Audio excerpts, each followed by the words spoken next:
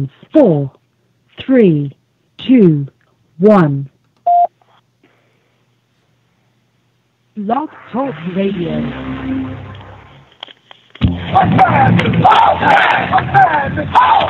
Broadcasting from Cincinnati, you're listening to the Ringside Reporter podcast. All the news in the world of boxing right here. Well, I'm talking to you the way I want to talk to you. Now, here's your host, Eric Lorda.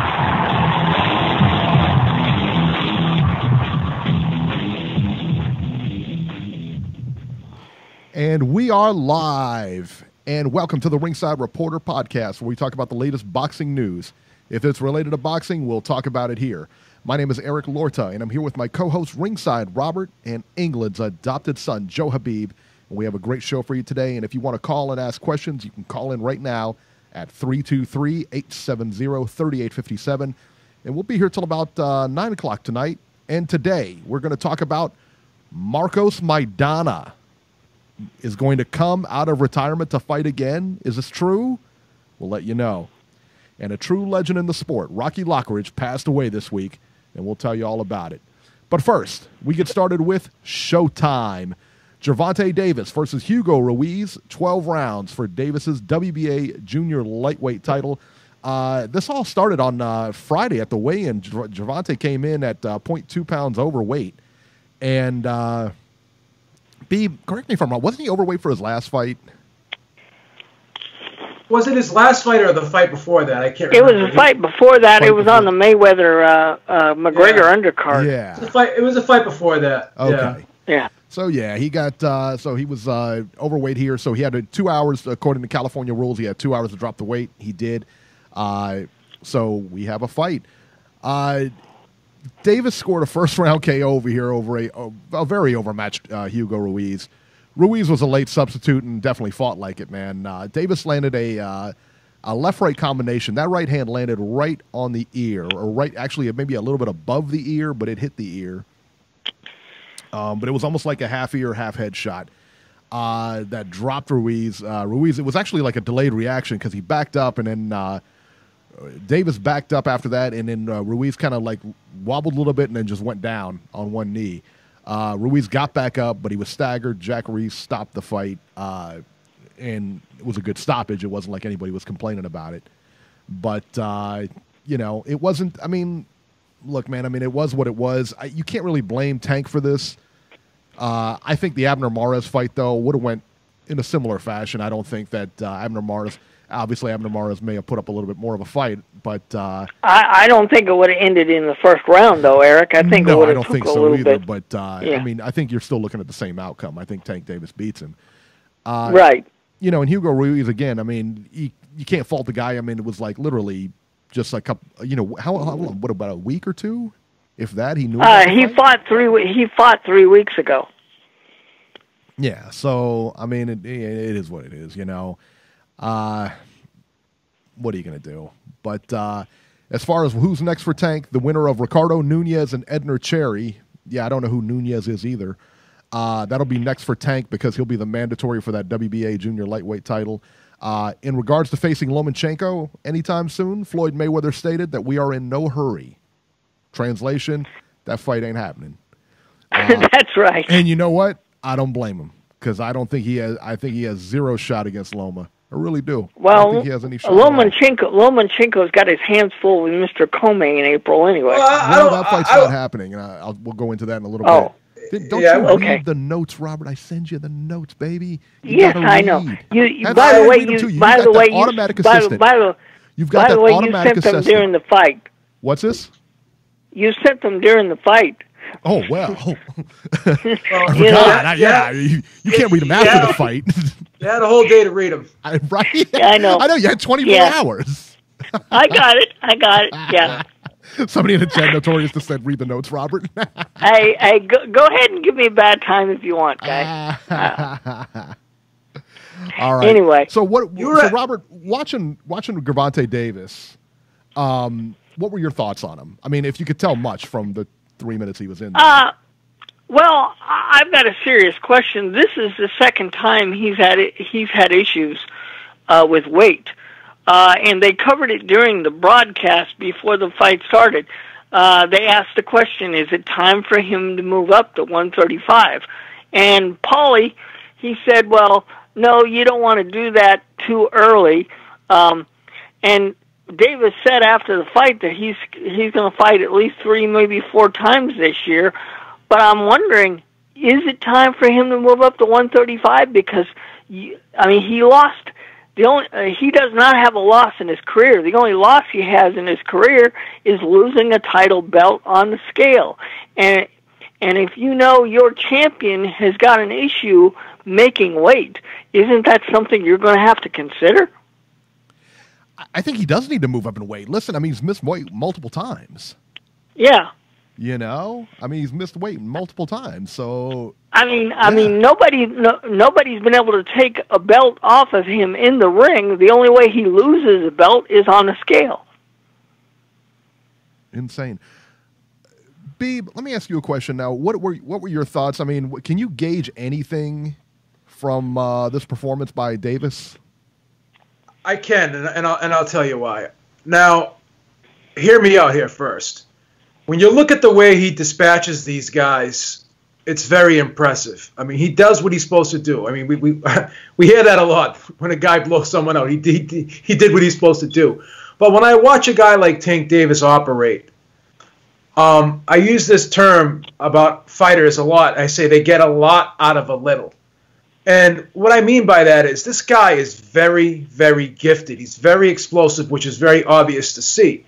But when you watch this guy fight, he knows how to really cut the ring off. He doesn't use a lot of movement, but he stays within range, and he's at an arm's length of his opponent, and then he's takes 3 quick steps forward one way or the other, and he cuts off those escape routes. So he cuts off the ring beautifully because he's very quick and explosive. Great fast twitch muscle fibers that this guy was gifted with. But when you watch him throw punches, now most southpaws, they don't have great right hooks. They're pretty much known for their straight left hand. And when you look at this guy, he's got power, immense power in both hands, but he throws such short, compact punches, and he gets so much. I hate to say this because it's kind of cliche because a lot of people like to reference Mike Tyson, but he looks like Mike Tyson. Whenever you see Mike Tyson, the way he could just reel off like that body shot with the left hand, then he would go upstairs with the uppercut, and then he'd come back up with the left hook, and they were just like boom, boom, boom. And the reason why he was able to do it so quickly is because they were such short, compact punches. So Tank Davis is just like that. He throws such short, compact punches, and he's such a fluid puncher that it's really hard to defend because he throws great feints. He's got a good jab. He jabs his way in, and he knows how to really set those punches up and throw them so short and compact and in combination that he's just really, really tough to deal with because he's so explosive, so strong, and such a heavy hitter. And as I said earlier, he places those punches perfectly. And when a guy throws short punches like that, there's no tells, there's no giveaways, there's no torque, there's no loading up. He just boom, boom, boom, boom, boom. And it's just hard to defend against a guy that's such a short, crisp, fluid puncher like that, and a guy that can set up shots very beautifully like that. So, you said earlier you don't think that he has a shot against Lomachenko. No. I beg to differ. Because I'm looking at this kid's style, and I'm just using the eye test here. Had decent competition, not great competition, but solid competition. And he's blowing them out the water. And I'm not going to do the combat math that he's beating guys quicker, right. The same guys. I'm not going to do that because they both, Lomachenko and him, fought the same guys, and he's beating them quicker. So Manny Pacquiao beat Ricky Hatton and Oscar De La Hoya and arguably had a better showing against Shane Mosley than Floyd Mayweather did. That doesn't mean anything. But what I am going to say is, as gifted as Lomachenko is, I don't think he's a one-punch knockout guy. I don't think he's as heavy a hitter. I don't think he's as physically strong as Tank. He's 30, but he's an old 30, given how many miles on the Tank he's had. If you factor in the amateur career, so the guy's got a lot of miles on the Tank, and that's why they're fast tracking him in the pros. But with that being said, he doesn't have the power, the explosiveness, and he's not as physically strong. The speed is very comparable. But again, I think Tank is a better body puncher. I think Tank is I just think he's a more sharper puncher, and I think he's a more devastating puncher, and I think he gets guys' attention a lot more than Lomachenko does. But here's the thing. This is what I've said about Lomachenko. You know, people talk about his footwork, his balance, which is impeccable. But if you watch him, he goes side to side a lot. He does that goes one side and hops over to the other side. So he's moving side to side and trying to trick his opponent, you know, basically round and round, here we go, where I stop, you don't know, basically. But when he does stop, he always ends up in the middle. So he doesn't attack from angles. He moves side to side real quick, and then he stops in the middle. That's when he's throwing punches. And I think if you watched Linares timed him, and that's how Linares knocked him down. He waited for him to come back to the center, and he met him with a punch, and he knocked him down. Thing is, if Tank knocks him down, he may not get up. That's the thing. And Tank is so quick with his feet that while he's moving side to side, he may either choose to cut him off at the pass and not allow him to move back into the center, and as he's cutting him off at the pass, catch him with that hook, or he can wait till he comes back into the center and time him with the left hand. And one of those punches, I think, can be a game changer when he lands. I think he can turn a fight around with one shot against anybody. So that's the thing. You know, Lomachenko is an excellent fighter, no question about it. And last year at this time, if you asked me if Tank had a chance against him, I'd probably say no way. But as I've watched Tank Davis fight, and I'm seeing him dissect these guys and just take them apart and walk through them the way he's walking through them, and just watching him set up these shots and put them together so perfectly and just throwing them so short and crisp and not really loading up and winding up and swinging for the fences. He's not forcing these knockouts. He's setting them up beautifully. And when you watch him throw that left hand, everything is so tight, short, crisp, elbows are tucked. The guy is a really, really natural fighter. Well, a natural fighter. Not just a boxer. He's a natural fighter. He's an instinctive fighter. And when you have an instinctive fighter going against a guy like Lomachenko who moves and stuff, but you can kind of gauge what he's going to do because there's a lot of repetition to what Lomachenko does. The fact of the matter is, doesn't matter, it's repetitious because he's just so quick and he's so hard. It's like I use this analogy all the time, the fastball pitcher. You know Nolan Ryan's going to throw one right down the middle. You know that. Okay? But you still have to time it and get around on it. So you still have to time when Lomachenko is going to actually stop and punch. Tank, I think, because he's so instinctive as a fighter, I think he can be able to time Lomachenko, and I think he would give him. I think Tank could beat Lomachenko. I'm going to go out on a limb. I know it sounds crazy. I think Tank could beat Lomachenko. Do you think Tank would beat Lomachenko? Everybody knows he can. Would he beat Lomachenko? I would pick him to win. Wow. Yes. Jeez. Right? I think Tank is the real. I think Tank is the real deal. Wow. When I see, and again, I think Pedraza and I think Linares, who aren't nowhere near as good as Tank, and I'm not doing the combat math there, but I am going to say this: they were able to pick up on Lomachenko's weaknesses, which is he comes to the center. He's always going to stop, and he comes to the center, and he's somewhat repetitious in his attacks. And I think Pedraza had some success, and I think definitely Linares had some success. Pedraza's not supposed to finish that fight against Lomachenko. He's not, and he did. So, you know, I think I would pick Tank to win. And the longer it takes to make that fight, they know this. It's better for Tank. So Mayweather may not decide to make this fight this year, but I have a sneaky suspicion that fight may get made at the beginning of next year if both guys keep winning. Well, I think it's the way they keep winning too. If Loma keeps looking good, I don't see that fight ever happening. Well, Loma has shown some chinks. His last two performances, he's shown some chinks. He got knocked down in one of them, and he went the distance with a guy that's been knocked out before. So and Davis blew out Pedraza in three rounds. Okay, you know, let's talk about this for a second though, because I hear look at who Loma's fighting, and you say he's been fast tracked. When have you ever seen anybody fast track to this kind of level? Never. Never. Not never. No, I agree with you there. Well, some of these like flyweights, these Japanese kids, they get fast tracked a little bit, but that's they're in the minimum weight to fly. Different animal. Different animal. Looking at here. I mean, every guy he's fighting is almost like a former champion. He's got more former champions on his resume. If you look at it, I don't know how many. I can't remember. Was it 13 or 14 fights he's got now, or I don't even know less. But he's fought more champions than he has. Yeah, he's fought more champions. But how old was he? How old was he when he turned pro? I don't know. That I don't know. I mean, he's 30 now. Tank's 24. So of course you're gonna move. 22, isn't he? I thought Tank was 22. I think he's only 21 or 22. Let me see how old Tank is. You could be right. I thought he was 24. But hey, regardless, Jason, I know you're in the chat. How old is Tank? Because I know you do his laundry and stuff like that. Why don't you let us know how old Tank is? I believe he's 21 or 22. He said 27? I mean, no, Tank's not 27. No, he's not 27. No. Box record. Oh, he's probably saying 27. That's when Lomachenko turned pro. Yeah, he's Tank 24, Tank. Okay, Tank is 24. Yeah, Tank is 24. All right. Yeah. And he's younger than that for some reason. No. Yeah, I thought so too. Well, Tank turned pro in 2013.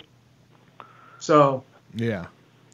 But so again, you could argue, we can do combat math and everything, but the thing is, like I said, I mean, you're comparing a lot stiffer competition than what you're comparing. I mean, we're talking about Hugo Ruiz last night. Name one guy on Lomachenko's record that Tank couldn't beat. I think he could beat it. I think he could beat everybody on Lomachenko's record. I think he murks Walters. I think he murks. I think he folds Rigondeaux up. I don't think he does. I think he folds him up. At that point in time. Yeah. Now, yeah. But at that point in time, no, I don't think he can. No, I think he would. Everybody was considering Rigo the top pound-for-pound guy.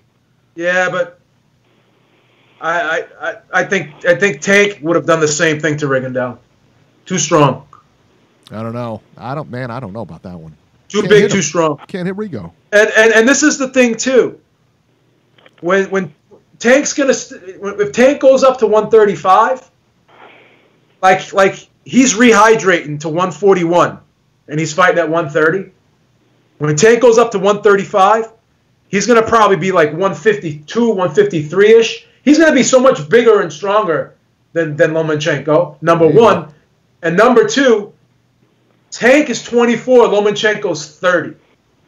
So Tank can only get better. Lomachenko can only go down. Lomachenko's in his prime right now. His prime, most guys, when they're 32, 33-ish, their prime is pretty much over. So he's in his prime right now. He's got a lot of miles on him. He can only get worse. Tank can only get better. So I think Tank can beat him. All right. So that brings us. Let's go to the train wreck with a lot of Tank fans. In the chat. Look at that. Why would Punch for Pound says, please stop talking about Davis till he fights Lomo. Don't enable his ducking. But I'm not enabling anything. And why would He's not ducking anybody. And why would I stop? Why would I stop talking? But why would I stop talking about Davis and Loma if they're the two best fighters in the division? That only makes sense. I mean, given what happened to Machado last night, I think we can safely say that Davis and Lomo are the I think we can say Davis is the best at 130 and Lomo's the best at 135. No, I think the ducking problem, Eric, is Arum and Mayweather. I think that's the ducking problem. It doesn't matter. I don't think a duck is a duck. I don't think Tank is afraid of Lomachenko whatsoever. I don't think any fighter's afraid of any other fighter. But everybody continues to call I think it's a promoter problem, guys. It's not the fighters, it's the promoters. Right. So it doesn't matter. I mean, but a duck, if you're going to call it a duck, then call it a duck. Listen, he's not going to fight him anytime soon. And you blame the promoters for that. You don't blame him. He would fight anybody. Yeah, well, I mean, it is what it is. And let me just say one thing, too. Listening to Mayweather yell at media members just for asking when Tank is going to fight Lomachenko, that's horrible PR, in my opinion. You never, like, all he had to do was say, when the time is right, we will fight him. We're in no rush. But to get very defensive like that, it just makes you look like you're not confident in your fighter when you do that. And I hated when he did it again when people asked him about Pacquiao, and I hate it when he does it with Tank. No one. If someone asks you when, it's like he says, "Oh, no one's going to force us." Who's forcing you? We're just asking you when. No one's saying you don't have the decision making and you don't have the choice. But the thing is this: people got to be able to ask questions, and I'm getting sick of these fighters, particularly Mayweather and Adrian Broner, jumping down the press's throat just for asking questions. Now, if a press member is being an asshole, then you can, by all means, jump down his throat. If a press member is disrespecting you, but just by asking a question, when is he going to fight this guy? When and the question was asked very respectfully. So when can we expect to see possibly a Lomachenko fight down the road? It wasn't like he said, "Oh, why is Tank ducking Lomachenko?" Right. It wasn't framed that way. So there's no need to jump down a reporter's throat, and I get sick of it. And I hated listening to Mayweather do that yesterday. Well, and Michael Cooper in the chats has said, if you had Tank in your stable, would you not put him against Loma? That would be very bad business. And yeah, maybe. But it doesn't mean we don't want to see the fight. You guys are okay with that? You guys are okay with him is fighting Hugo Ruiz and Morris and No, Eric, I'm not okay with it. I wish these promoters would actually sit down and do business with one another. Well, then stop the nonsense then. Where you talk about let me finish. Where you talk about he's a promoter, he does this, he does promoter things and blah blah blah, and he's making so much money and just to fight Hugo Ruiz and this and that. Listen, do you want to see him fight top notch quality, competition or not? Or are you just happy with him getting money? I don't know. I'm here for the fights, man. I don't know. I'm not here for the to watch them just get paydays. I'm here to watch them fight, and I want to see them fight good guys. And they can continue to pull this fight at 130 and then balloon up to 141 and be able to be the bigger guy. We know why he's staying at 130. He wants to be able to be the bigger guy against all these guys. He's doing what Adrian Broner did when Adrian Broner fought at 130 and 135. Right. And we all know that. And that's fine. But at the end of the day, he's 24. Once he starts getting up to that 26, 27 mark, can't be doing that anymore. His body's just not going to respond. Well, and he's already having weight issues as it is. That's why. Well, that's what I'm talking about. That's what I'm saying. Yeah. He can only stay at 130, possibly till the end of the year. Yeah, he's not staying there for any length of time. Put it that way. And next year, he's got to move up. He really does. Yeah. Mello in the chat just said, and Bronner looked amazing until he moved up, and you know what? He's got a point. That's right. Yeah, but this kid can be a solid 135 pounder. There's no question about it. We don't know. We don't. But I'm going to go out on a limb and say he would. Yeah, we thought Bronner would be a solid 147 too. All right, this brings us to our. Not me. You did too. Not me. I was never a Broner fan. Never. Broner has never been successful at 147. Get out of here with that. I was never a Broner fan. How dare you? He's from Titletown. What's the matter with you, Beeb? All right. I can't back a train wreck. Tank is not from Ohio. Yeah, I know. He's from Baltimore. Stupid. I knew he was going to have problems. I knew Broner was going to have problems when he just beat Malignaggi 115 to 113 on my scorecard. I had him way ahead in that fight, by the way. No, I thought that was a draw, or Paulie could have won that fight. No, that fight was as close. That fight was wicked close. No. You can't say that fight was a blow up, Eric. No way. No, come on. No way. Get your Cincinnati glasses off, man. Blowout, son. Hey, bottom line is he won. All right, this is going to bring us to our train wreck of the week. Elena. Chugga, chugga, choo-choo. All right, look at that. See, those voice lessons are paying off. All right. So our train wreck of the week is Gervonta Davis's next fight, which appears to be possibly Tenshin Nasukawa. And if that name sounds familiar, that's the guy that Floyd knocked out in about 30 seconds in Ryzen. So after the fight, Floyd Mayweather did an interview with ESPN, and he just did an interview. I don't know. And ESPN was, I know they did a story about it. But Floyd Mayweather says that he's fighting Tenshin Nasukawa for Rizin next in May. So, quote from Floyd Mayweather, "We're talking about May for Davis's next fight, if that's okay with him.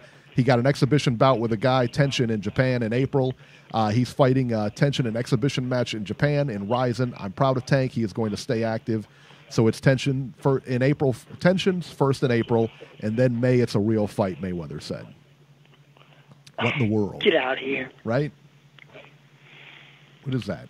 Look, this is exactly the problem I have with somebody who used to be a fighter, who now turns into a promoter, and he's not thinking about his fighter's career.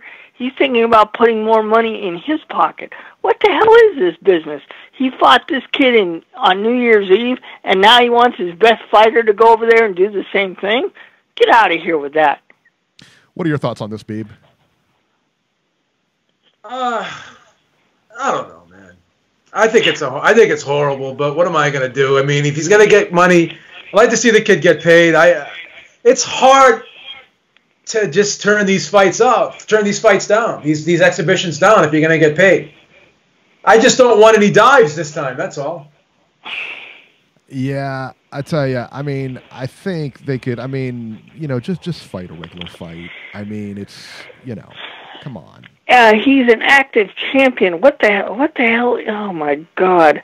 Yeah. You guys come up with things that I need to go off on every single week. Last week it was how fights are being presented. This week it's crap with promoters, and now something like this. Jesus Christ! And is this fight going to be televised, or is it going to not be available to us again? I don't know.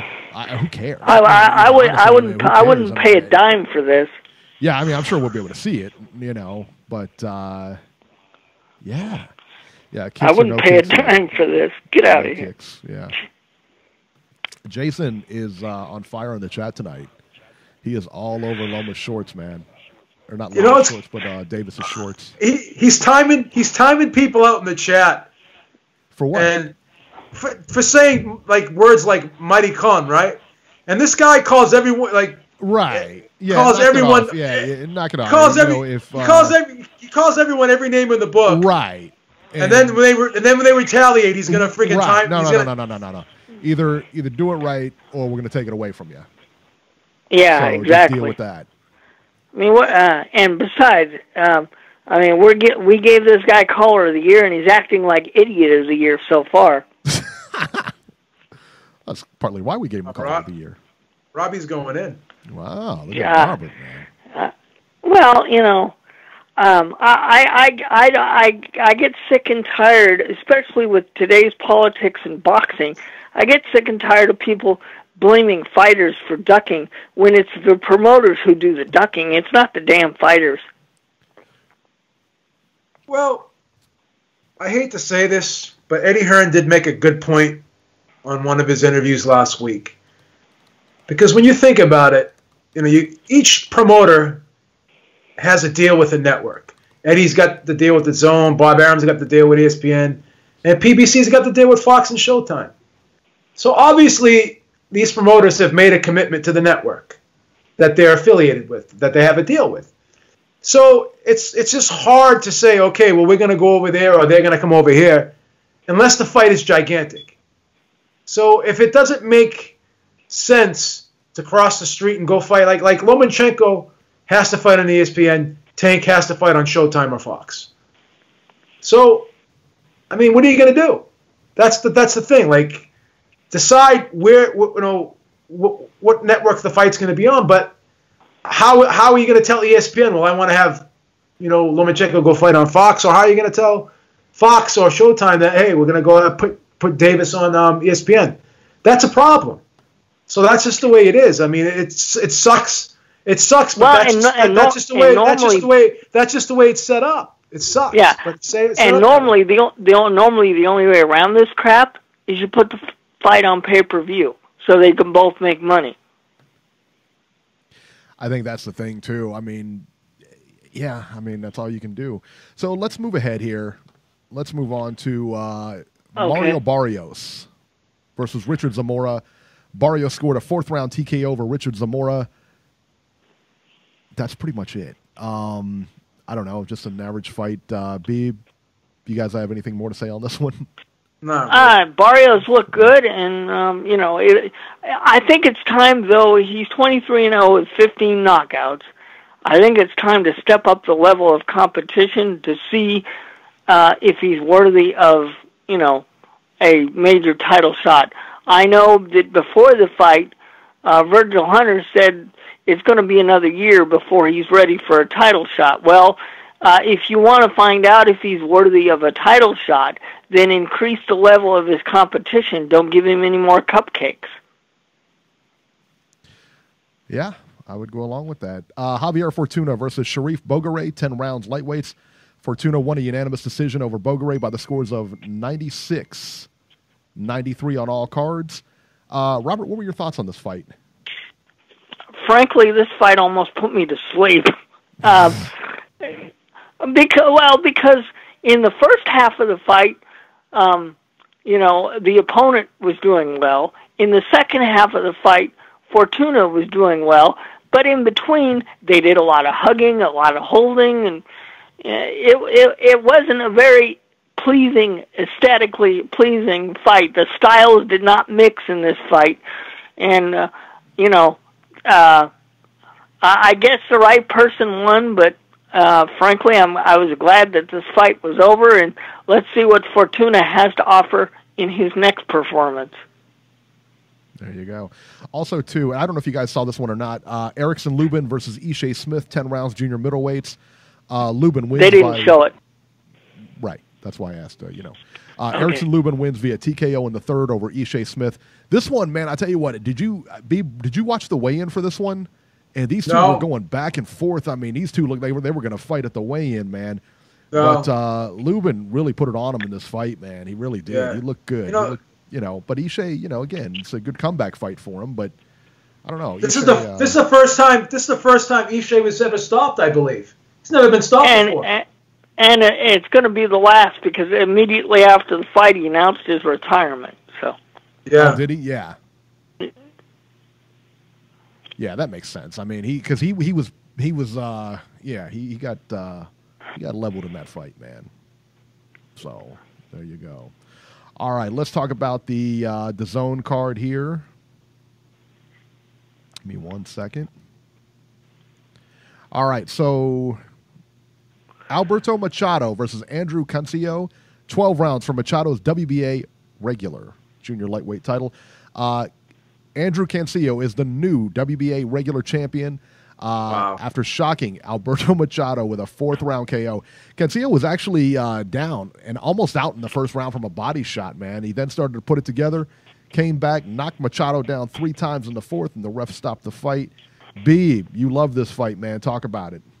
Well, I hate to correct you, but that was actually, it looked like a body shot, but it was actually an uppercut that landed on the chin. I'm sorry to correct you.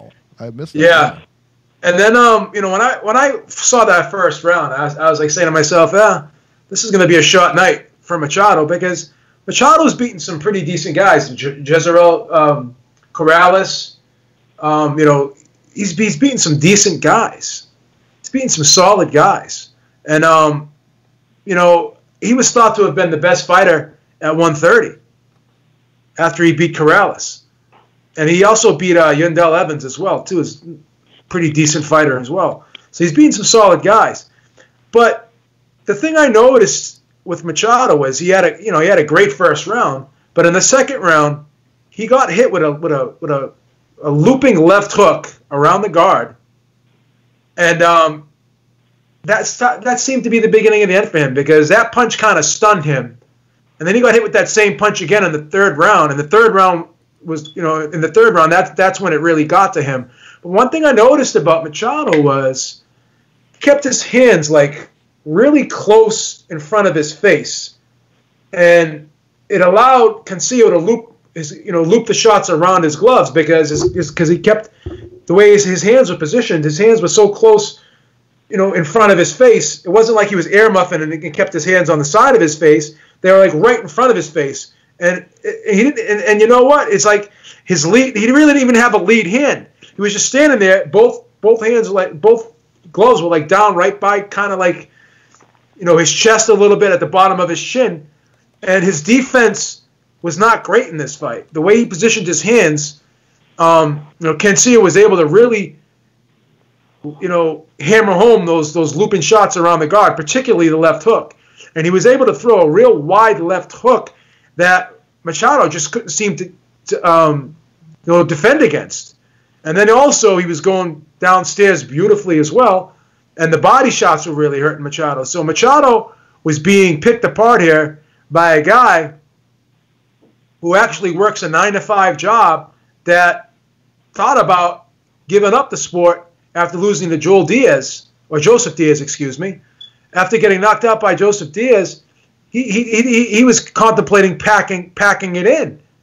And after that fight, it didn't look like this guy was going to go anywhere. And lo and behold, he steps into this fight, and this is the epitome of a Cinderella story. So I think Machado had a great first round, but allowed himself to get caught with a looping shot around the guard that he really didn't expect and couldn't see properly.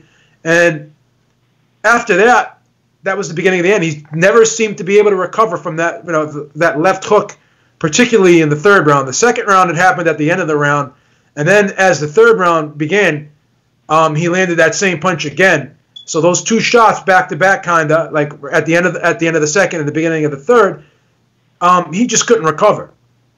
And I was surprised to see that. He was just really hurt. And then Cancio started going to the body, and he just broke him down. He just broke him down beautifully. And then the last two knockdowns were from body shots. So credit to Cancio, because he really fought with a lot of heart in this fight.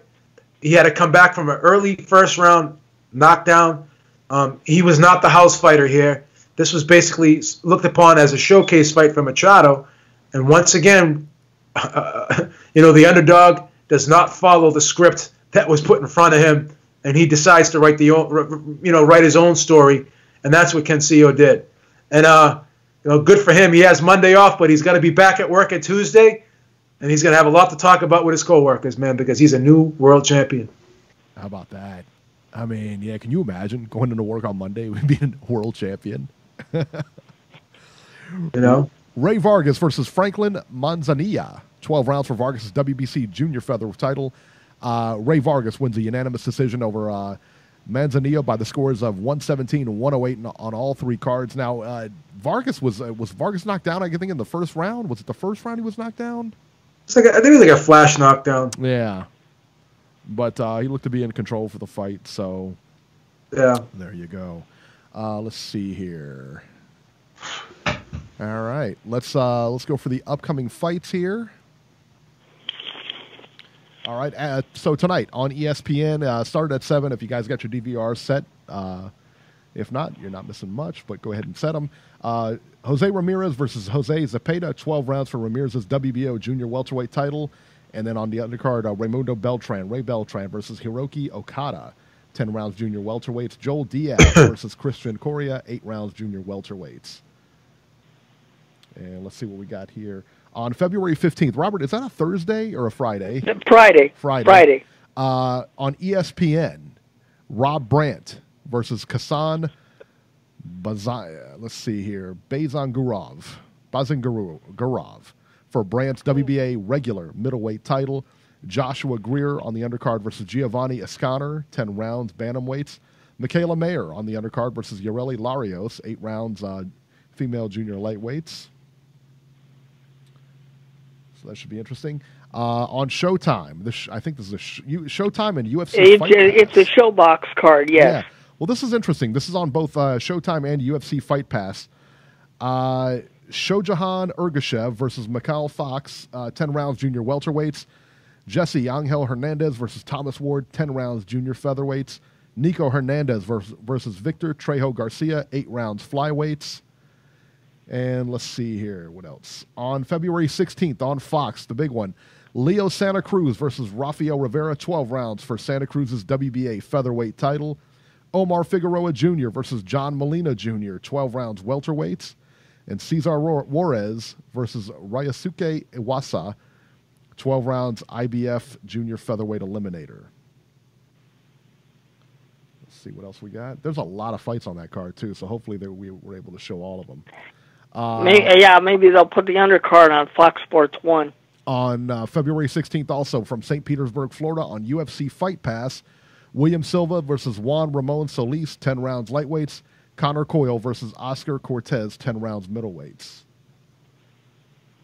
And I think that might be it. I think that might be it on TV. That fight that's on UFC Fight Pass, is Roy Jones affiliated with anyone on that card? Because I know that he has I would a deal imagine, yeah. Yeah, he's got a deal with UFC Fight Pass to show. You're talking about the Friday card, to show his fighters, because he's a promoter. Yeah, he's a promoter too. So yeah, and that's all they do on Fight Pass. I believe is just Roy Jones fights. Correct, so, to my knowledge. Right. Yeah, that makes sense. He signed a deal with them. Yeah, that's pretty cool.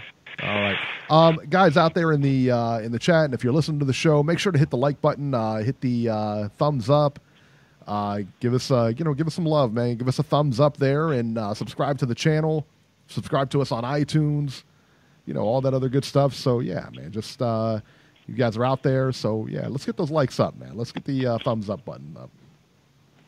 All right, let's go to the callers. Let's go to the phones here. And our very first one.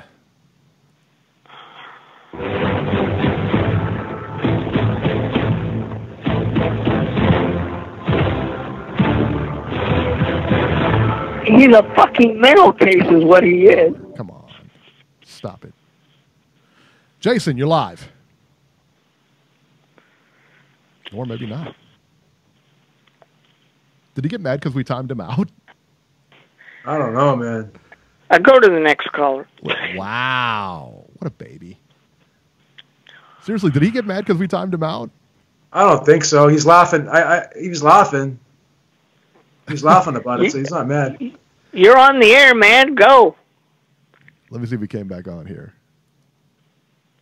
Jason, you're live. No, he's gone. All right. 760. 760, you're live. Hello? Yes, you're live. Hello, you're on. Hey, Eric. Hey, Robbie. Hey, Beeb. What's up? This is Emmanuel. It's been a while since I called last time. Emmanuel, but I just want to call. How you doing? Hello? Oh, I'm doing fine. Doing good. Oh, good. Calling in from Titletown. Nice. Tennessee, Titletown. Yeah, Southern California, man. Yep. I want to tell you guys, so the Machado fight in Cancio, I didn't expect that result. I thought Cancio was going to get murked in there, but he held up pretty well and actually won the fight. So I thought that was a good fight for DAZN, and that was going to be a fight that I didn't think was too appealing. But once you got gave it a chance, it turned out pretty well for an underdog, and I like that result. When you see an underdog win every now and then, new name in the division and stuff. But I just got to say, DAZN has been pretty good. I'm pretty happy with that app. We've had a great card in Jaime Munguia with those fights. We got Canelo Alvarez, Anthony Joshua, and Demetrius Andrade, Billy Joe Saunders. You got a couple young bucks like in Virgil Ortiz. That guy, I think, is going to be even better than Teofimo Lopez, which I thought he was pretty unclassy. I know you guys talked about it last week. I wasn't able to call in because I was working, but I think DAZN has a bright future with those. Especially, I think Ryan Garcia is going to be a pretty good star if Chepo and Eddie can harness his speed, and I know he has good pop, so I really see a bright future with DAZN. I really do, and all those fighters I spoke about are like prime time fighters. People that you would have to pay pay-per-view for. So and we're getting it for $10 a month. That's a hell of a deal. If you had all those fighters up, you're looking at what, between $50 and $80 a fight. You do that in a year, you're spending a lot of money. So actually, I like this app. And if you got a smart TV, you can. There's no problem. It looks really clear on the TV and everything the app does. Because I happen, fortunately, I have a smart TV, so it looks really good on it. And you can watch. And if you happen to miss the fight, you can watch. Click on it, boom, there it is. And also, you get some pretty good Bellator fights on there too, like MVP versus Daly. I'm kind of excited to look towards that.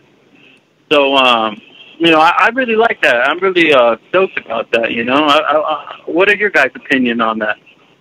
I really like to hear Beeb, because I know he really likes the UK fighters and stuff like that. And they're on there. So, how do you guys feel about that? Now that you've seen, this past fight, in a row, you've had these pretty good cards. I'm a DAZN subscriber, and I like it on the surface. I was expecting some better cards, but I have seen some good cards. Anthony Joshua, Povetkin was a good card. Tony Bellew versus Usyk, that was a good card. The World Boxing Super Series, I enjoyed watching that on there. But these last couple cards, the Golden Boy card was not great last night. It was okay. It wasn't great. But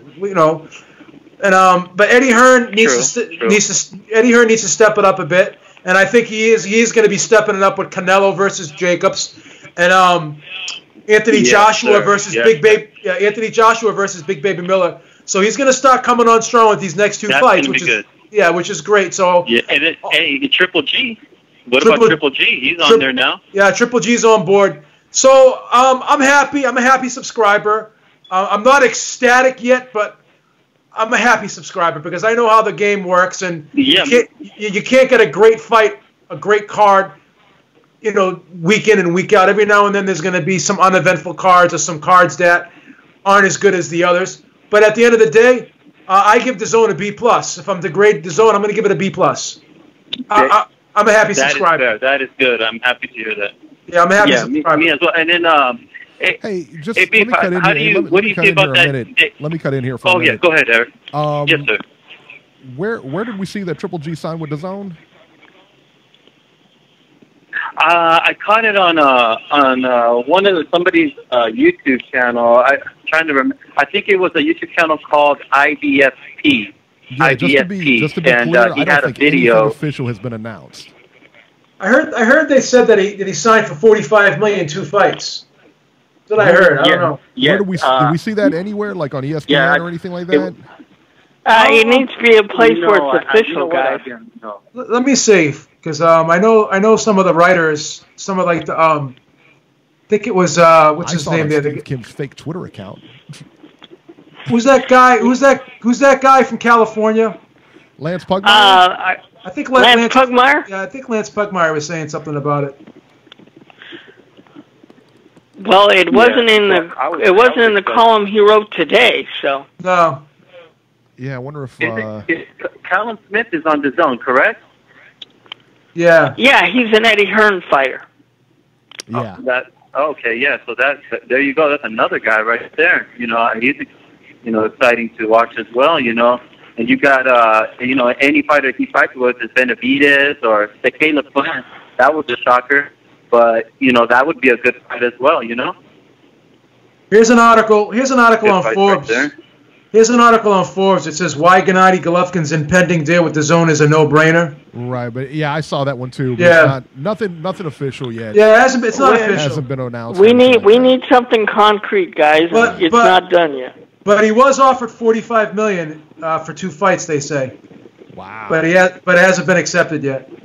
That's insane. That's a lot of money. Well, hopefully that's legit, because that'll be exciting, and all that for $10, man. You can't beat it, right? Yeah, it's not official yet, but it's close. Yeah. But PBC is pretty good, they're doing really. They have good. I like the fighters. I like Earl fans. I like all that. Mikey's on there as well. Parts of business there, and but I don't like the commercials. I like to watch a fight all the way through. So, but if I can get the fights, those high-quality fights like that on TV with my paid subscription, which my subscription isn't like as high as DirecTV, it's like 146 because I have the Charter Spectrum. But that I like that, But so yeah, I just wanted to call in and give my opinion on that right there. So keep up the great work, guys. I appreciate all the content. I know I don't call in all the time, or I'm out on the chat, but I try to get you guys on Stitcher or on replays, Yeah. So, well, we appreciate it, man.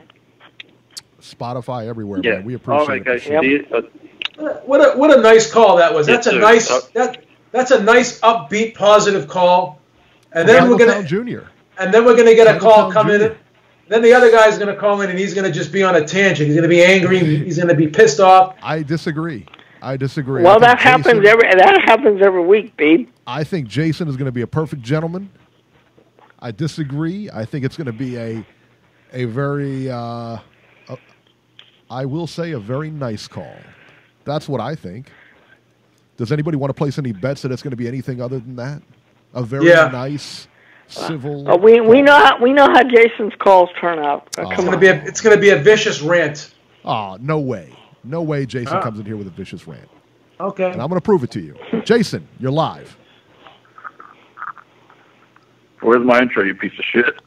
Oh my! Wow. Oh my God! All right, let me play his intro. All right, he's right. He's right. Let me play his intro. You've already played it once. There you go. That's his intro. I'm just kidding.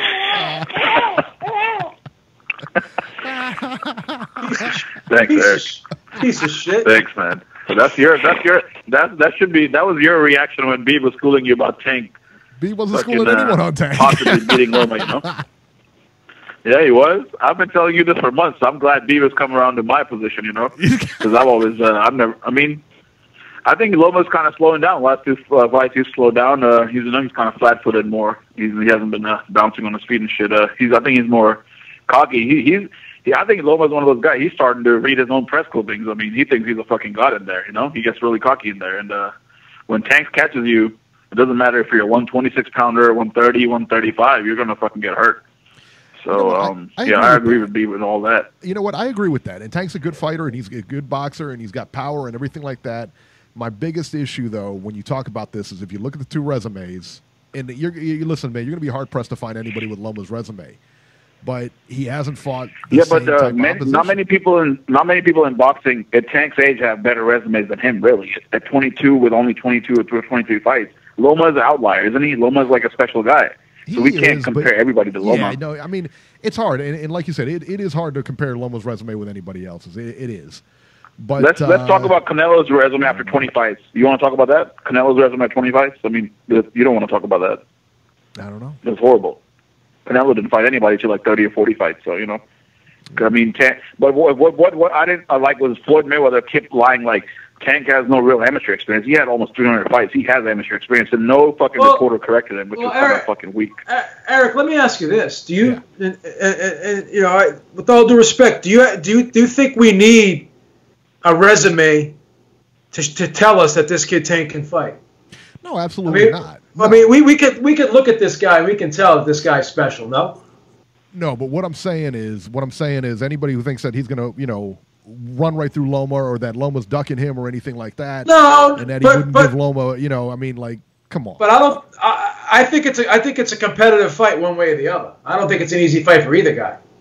I really don't. I mean, I do. I think it's an easy fight the other way, but that's just my opinion. I mean, that's how I see it. Yeah, I don't see it. If the Pedraza fight wasn't an easy fight, this ain't going to be an easy fight. Even the Pedraza fight wasn't easy for Loma. Yeah, in this case it does, man. How do you know that Pedraza didn't need the extra 5 pounds? You know what I mean? When he goes up in weight, how many times have we seen fighters go up in weight and do much better? Vinny Paz, anybody? I mean, look, I mean, what about Cuellar? What about Cuellar? What about Cuellar? Listen, there's a million examples either way. That kid went like 3. But there's a million examples either way. There's a million examples of fighters that went up in weight and did well. But you said what about the extra 5 pounds? Why aren't you giving that same benefit to Cuellar when he moved up? Why wasn't he better? I mean, I don't see you saying that. Well, so like I said, there's examples both ways. Yeah, but does anyone really think Tank's going to be worse at 135 than he is at 130? No, I think he'll be better at 135. I think he's shrinking down right now, and I think that actually hinders him. Now, he's a 135. Does he take the power up to 135? I don't know. That's why he's up there. I think so. I think he does. It just remains to be seen. I don't think they should play around at 130 anymore. I think they should just directly move him up to 135. Yeah, but hey, I think it's a bad move to keep him at Eric was saying how many times they're going to miss weight. He's only missed weight officially one time. He's always made it like you can see he's struggling. You know? Yeah. I mean, we can see he's struggling. Yeah, but that's because of his lifestyle. I don't think that's because he hadn't fought in 10 months and he gets heavy during he's not like a Floyd. Floyd is still not heavy, dude. If you look at Floyd, he's like a fucking 147 pounder still. He's just Tank is just a chubby kid, I guess. But Tank is a thick, stocky kid too. He's 20. Beeb, let me make a few points. Beeb, let me finish. Tank is a fucking kid who grew up in foster homes. Like he had a really bad life. So what do you think is going to happen when he starts making $400,000 or $500,000? He's going to want to eat good, man. I mean, he's from the fucking gutter, like literally. He came from the bottom. So that kind of shit happens. He's eating good now. I mean, I don't really blame him. If he's going to have to move to 135, it's not going to be good. I think he should try to trade 130 as long as he wants. I mean, who gives a shit what people like fucking Steve Kim and Robbie have to say? I don't give a fuck. I mean, as long as he's making weight or at least almost making weight. I mean, look at morons like Robbie saying Mayweather doesn't do anything from him. The kid made $1 million last night, and that fucking Machado kid made $200 fucking grand, and he's got the best promoter in the game, fighting 3 times a year. How is he making $200K last night? And you got morons like Robbie and Steve Kim fucking slobbering all over fucking Oscar, saying he's this great promoter, and Mayweather does nothing. How is Mayweather paying his guy 5 times more than the guy that has a fucking full-time promoter? All these fucking stupid-ass myths by guys like Robbie and Tommy Boxeo and fucking Montero, they all get fucking destroyed whenever shit like this happens. Why is Machado making $200K last night, and he's supposed to be the best champion at 130, and he's got the whole promotional company behind him. He's fighting 3 times a year. How is Tank making 5 times more, and Mayweather does nothing for him? I want idiots like Robbie to explain that to me. Robert, you care to respond? Look, he looked good last. He looked good last night. I mean, I don't know what the problem is here, but I'm talking about the money. I'm talking about the promotion. I'm talking about the. I don't care about the money, man. $1 million. You said he doesn't get promotion. How is he making 5 times more money than Machado, who's got a full-time promoter? You make shit up like Mayweather does nothing for his fighters. How is he making $1 million last night and Machado made $200K? So is Machado getting robbed? But who's the bad promoter there? Is Oscar the bad promoter then? What does the money have to do with the damn fight? How is he making 5 times more if Mayweather is a bad promoter? Can you fucking show me the logic there? What the hell does the money have to do with the fucking fight, Jason? How is he a bad promoter if his fighter is making 5 times more than the other champ at 130? I just want you to explain that to me. Look, I don't know how the money. I mean, he got $1 million. He got $1 million last night for 3 minutes of work. Exactly. Machado got 200 for getting knocked out. Why should anybody complain about that? And if the other guy is stupid enough to take 200,000 to get his nose broke, that's his problem. You're just trying to deflect because I'm right, because you can't really record me. You have no report. What does the fucking money have to do with the fucking fight? Money has to do with being a fucking star. How is Tank such a big star if Mayweather never helps him? Mayweather never backs him. I will say this, big fucking money is coming because Mayweather's behind him. We touched on it earlier. I don't care, and I'm kind of with Robbie on this camp that I don't care what he gets paid or how he gets paid. I don't either, Eric. I don't either. But okay, so then we're on the same page. We're all on the same. We just want to see Tank fight level competition. Yeah, I mean, he fought 3 times in 2017. He didn't get any credit for fighting 3 times. Guys like Robbie didn't say fucking one word. But as soon as a guy has 1 fight a year, these fucking morons start reading tweets from Steve Kim saying, "Oh, the PBC schedule is back on 1 time a year," and they start retweeting each other in that fucking bubble and bashing these kids. I mean, what the fuck is this, man? Well, I will say him and Floyd were pretty public against. I mean, he was tweeting some stuff out last year about his promoter and everything like that. He's like Broner. He's not going to take responsibility for anything he did. He got arrested like 3 times, dude. Who gets arrested 3 times in like 6 months? Right. Are you But what gonna I'm blame saying Mayweather? is these are a large part of this is his words, not ours. You know, he was the one complaining about his promotion. He was the one complaining about all that, not us. And Yeah, look, because the he's only, like the, Broner. He's not going to say I'm wrong. and the only PBC fighter you can frankly complain about not fighting is Gary Russell Jr. There's a guy that doesn't fight. Either. Well, fighters You can't either. He said he's got brittle hands. He doesn't want to fight more than one time a year. How are you going to complain about that? I don't give a shit. If he's got to protect his hands, good for him. Who the fuck are you? If you're going to hold a title, you got to fight more than once a year. Can't fight. Fuck you, dude. No, you can't complain about a fighter that's trying to protect his hands. What is there to complain about? He wants to me, that's a fucking excuse. What? Floyd had brittle hands too, but he fought more than once a year. No, it's not really. Huh? Well, maybe his hands are worse. Who knows? Yeah, I mean that's why he always wore those Grant gloves, those special. I think they call them orthopedic gloves, because he used to wear the winning gloves. Eric, I went and looked at his box record the last 4 years. Exactly, if you look at the dates, it's spaced out exactly the 12 months. So that tells me something, right? If you're fighting exactly the 12th month every year for the last 4 years, that is for the reason, wouldn't it be? That's not just for fun. If you go look at his box record, every 12 months you're talking about Russell now, right? So Gary Russell. That's to give his hands the most healthiness, I guess, to make his hand the healthiest before. Well, it's his choice to fight once a year. He was asked before about does he like fighting once a year? He said that on Barbershop Conversations. He admitted that. Yeah, he likes fighting once a year. It's his choice. So. And then you said you'll see Robbie and Kim and Dan Raphael fucking tweeting like, "Oh, PBC doesn't keep their fighters busy." When Ortiz, Wilder, Hurd, Spence, Mikey, Charles all had 2 fights last year, but nobody says it. Everybody makes it like every fighter on PBC fights one time a year. When I could name right now, off the top of my head, like 6 UFC stars that fought one time last year. I could name them right now. Right, different UFC stars, and that's a $4 billion fucking company. But let me ask you a question though: if Gary Who gives Russell, a shit what the organization? It happens in sports all the time. If Gary it happens Russell, in combat sports all the time. It doesn't matter what organization it is. Right. If Gary Russell fights one time a year, shouldn't he be? I mean, should he still be champion though? No. WBA. We all piled on. Listen, man, we all piled on Adonis Stevenson. We all piled on Adonis Stevenson. Well, to be honest with you, you can get away with fighting once a year because your mandatories do once every 9 months. Yeah, well, I mean, he's proven that. Yeah. I mean, so should he be champion? Yeah, according to the rules, he can be.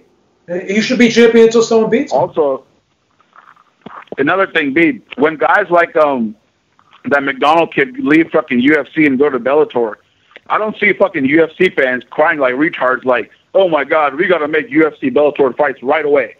All we hear is people crying about what fight can be made. We cry about that fight. I mean, there was only Bellator is more like a B league, though. But there was only one time when people. Not really. I mean, but there was only one time in the UFC. Right. There was only one time when UFC fans really got mad is when Randy Couture couldn't fight Fedor Emelianenko. Yeah, that was the only time UFC fans really complained. And if you really look at it, that was the only time that a real outstanding elite fighter was really in another organization other than UFC, because generally all the elite fighters, all the top guys, are in UFC, and the one time that there wasn't was Emelianenko. And UFC, yeah, that's true. In America, Top Rank has like two of the elite. Golden Boy has one, and the rest are the PBC. So I mean, it's not. PBC has most of the guys, so I mean, they're not obliged to go over there across the street, because if Aram had all the fucking guys like PBC, he would never fucking cross promote, because he loves to have power. He's on a power trip, but he hates it that Heyman has all that power. That's why he can't stand it. He just doesn't. He just hates it on the other shoe. He wants that shoe to be on his foot. That's it. These guys just don't. They're fucking selfish. No, and in fact, what do you guys think about Adam Smith? If the title is due every 9 months, Beeb, if the title is due every 9 months, he's actually fighting more than that apart. He's fighting like 11 months to 12 months out of that. It's up to them to enforce. It's up to them to enforce their mandatories. Yeah, that's not right though. Mendoza's a crook. He's not going to enforce anything. What do you guys think about Adam Smith publicly?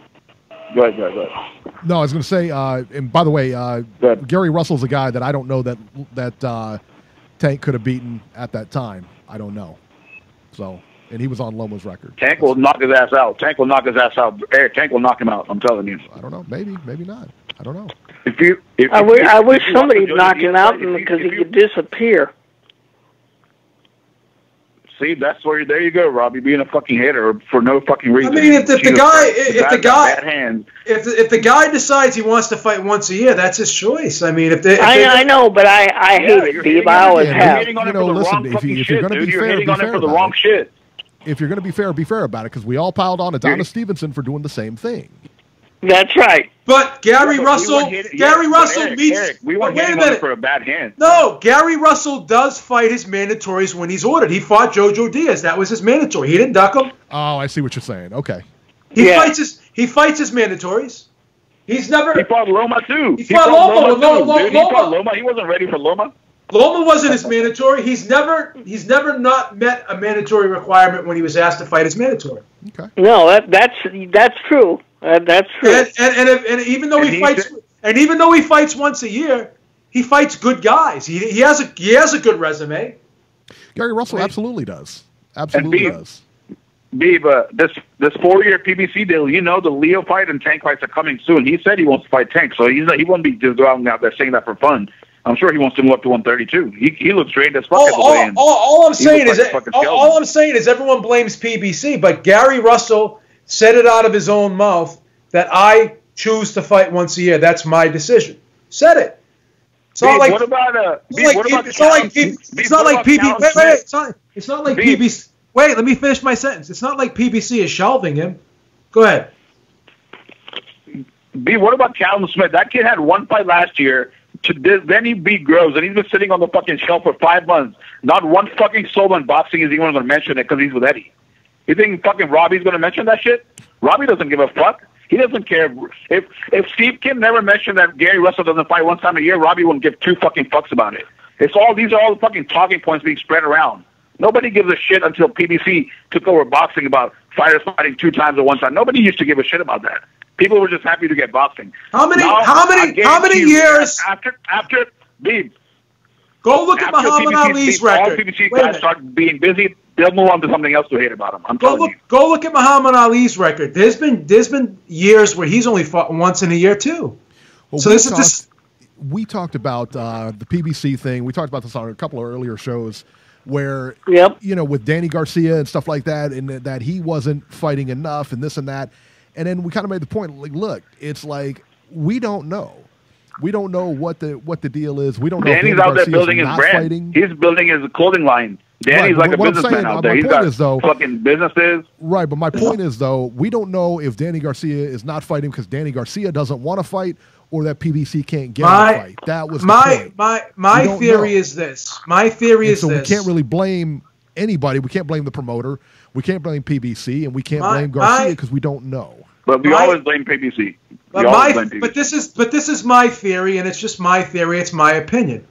Because PBC is giving these guys good paydays, they don't have to fight more than once a year sometimes. And like Jason said, a lot of these fighters do other things outside of boxing. They're expanding their brand. Like Danny, like Jason said, Danny does have a clothing line. He owns barbershops. He owns property in Philly. So these guys are saying to themselves, "Why am I going to beat myself up if I can only if they're going to let me fight once a year? Then I'll fight once a year if I can." I mean, Beeb, let me jump in. Go ahead. Machado made $200K last night. Tank made $1 million, and he got knocked out. Don't you think he has to come right back because he's going to pay at least 80 to 90 grand in taxes in Cali? Then he's got to pay his manager. Then he's got to pay his coach.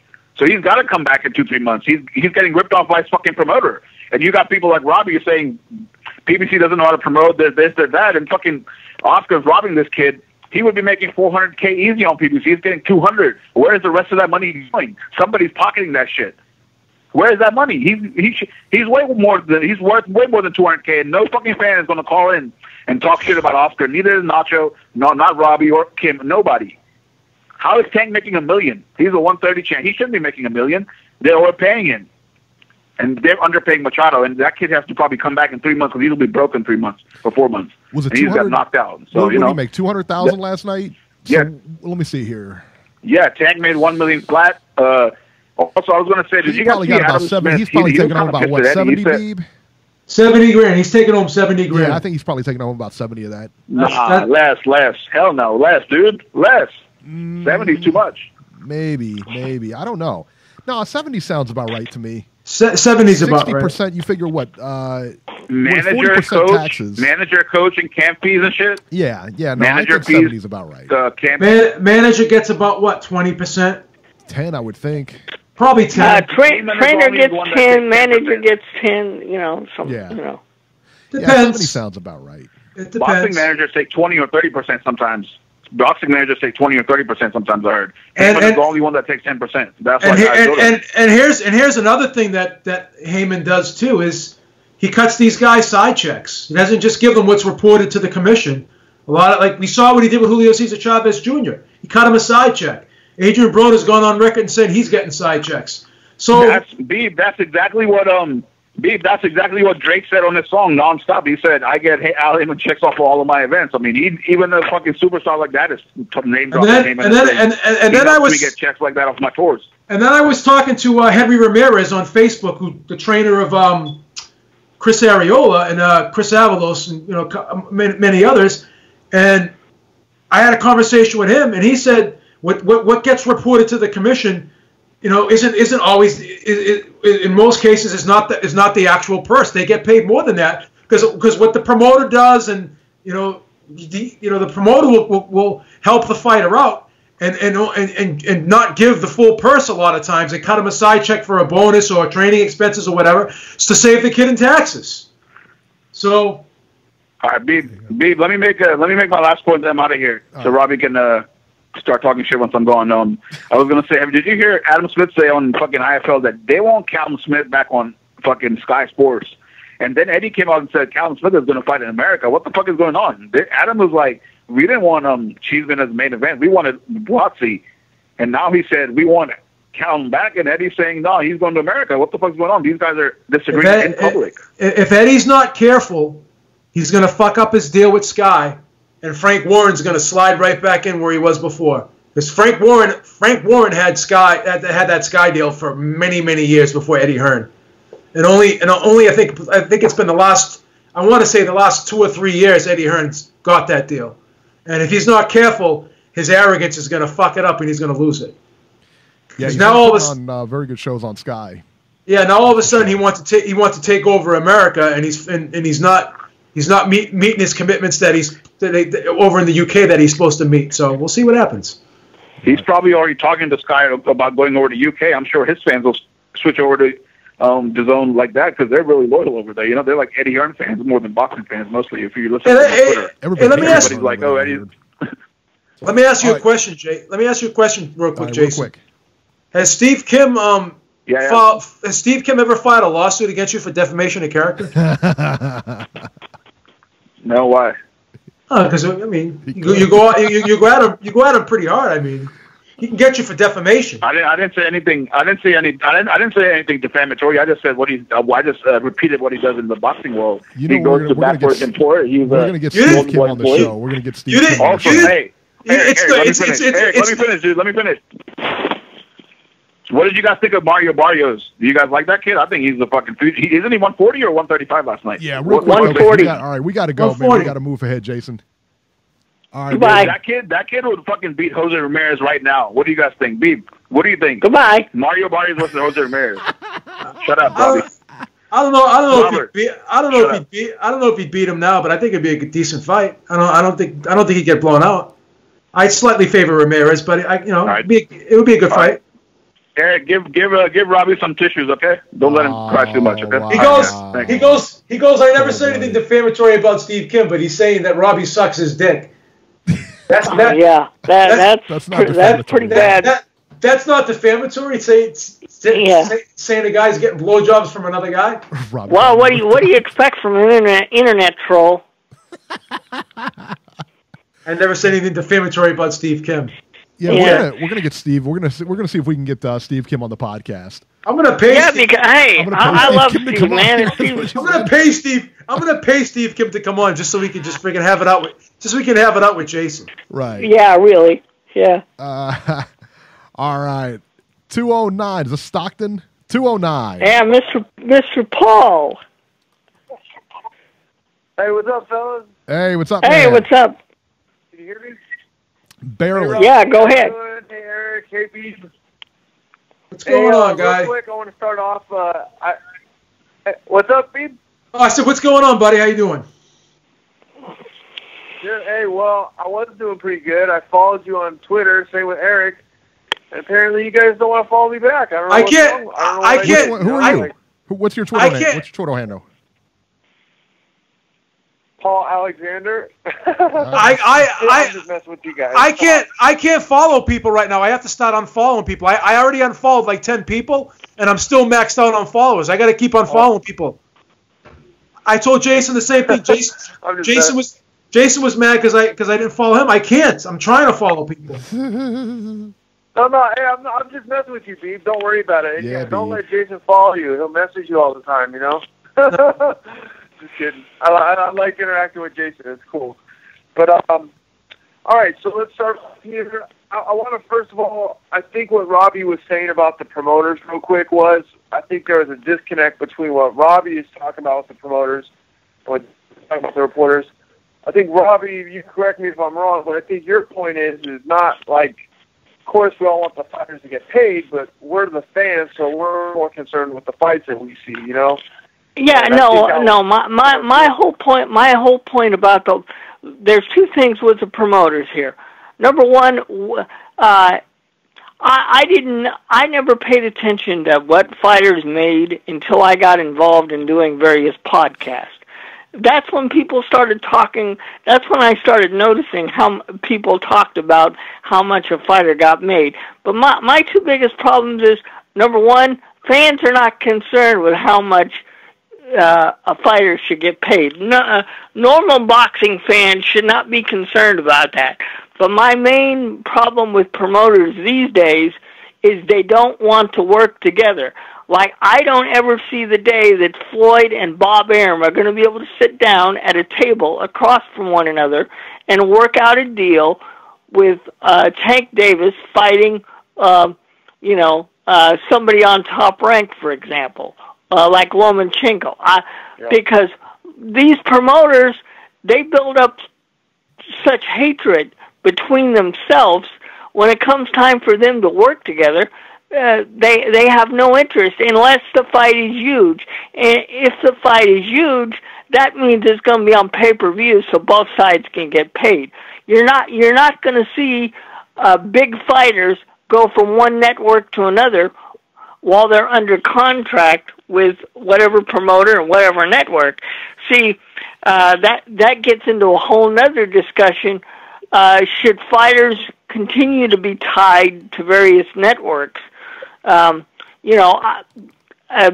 it makes it more difficult to make some fights happen. And, it's getting old. But, yeah, and I've noticed it more. The longer I've done podcasts, I've noticed that this discussion constantly comes up. Yeah, no, I'm with you, and I guess that was my point, Robbie. Overall, it's preventing us as fans from seeing the best fights, and I felt like that was your point. You made it very good right there. Right. And, it's really not just with boxing; it's every sport right now. You know what I'm saying? That's why I don't even read or anything. I usually just watch the games with the sound off because it's like everyone's a GM when they watch a basketball game. No one knows what's going on the court.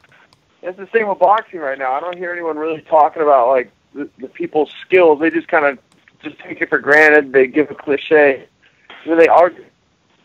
Yeah, it's a real bummer, but I guess that's how it is right now. But real quick, I think part of what you were saying in there, Robbie, was very interesting in regards to fighters being tied to a network. And I feel like last year, that's kind of like why Tank didn't fight a lot, and a lot of the big guys didn't fight a lot, was because big money restructuring going on behind the scenes, and now that the things have kind of settled out, and now, you can see Top Rank, ESPN, Golden Boy DAZN, and then PBC, Fox, and Showtime. But yeah, I hadn't really considered that. That is kind of a bummer that, they sign up with the promotional company, and rather than the promotional company working for them, they've kind of locked themselves into having to do whatever the promotional company is already tied into. So yeah. Well, the way it's structured now, Paul. If you sign with PBC, you're on Fox or Showtime. Yeah. If you sign with Golden Boy, you're on DAZN. If you sign with Top Rank, you're on ESPN or ESPN Plus. There is not a independent promoter who can go from network to network. I have a solution. I have a solution. Exactly. I have a solution. Go ahead, Beeb. I have a solution. What's that, Beeb? So when the promoter sits down with the network and works out the deal, I think the promoter should say, each promoter that works out a deal with their network, give me one fight a year. Give me one fight a year where I can go anywhere I want. Give me one free agent fight. And in order, the reason why I would, if I was the promoter, the reason why I would plead my case that way, and I would say, I need one free agent fight a year, just so if a mega fight occurs, I'm able to make it happen. Give me an option to have one free agent fight a year. But quick, I think I think you're kind of looking at the relationship wrong.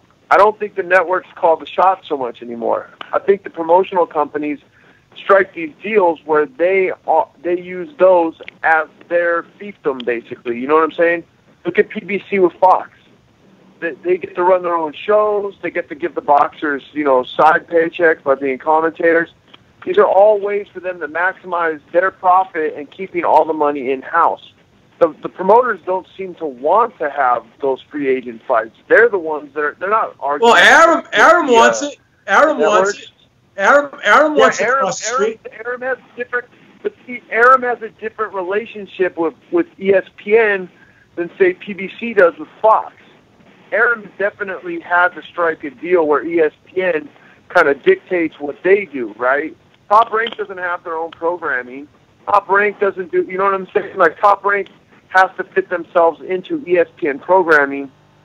Like, PBC with Fox and Showtime is more like, hey, we're going to do these shows, you know what I'm saying? And we're going to call the shots. Because when you watch ESPN and, actually, it's very interesting if you look at how UFC does their shows on ESPN in comparison to Top Rank. ESPN still has their own commentators. They have Joe Tessitore. They have, I forget the other guys. Those are ESPN guys. Whereas if you watch the UFC, they struck a deal where all the people that are on TV are under UFC contract, not ESPN contract. Well, Fox uses their own people too, though. Yeah, no. On the Fox cards, Paul. Fox uses their own people. And ESPN uses Tim Bradley. They use Andre Ward. So I mean, I'm sure. But go ahead. But look at PBC. Also has what's that show? PBC This Week or something like that. And then all the boxers are on there. Oh yeah, and they're always inserting their own boxers. No, you're right. The PBC is definitely more involved in the production. Right. There's no question about that. Yeah. Right. Yeah. So anyway. But I want to talk boxing real quick. I just want to say, you guys, I'm glad to hear, Beeb, your breakdown of Tank tonight. I'm very glad to hear that. I always like to hear positive things about fighters that appear to be as exciting and as talented as Tank is. Because are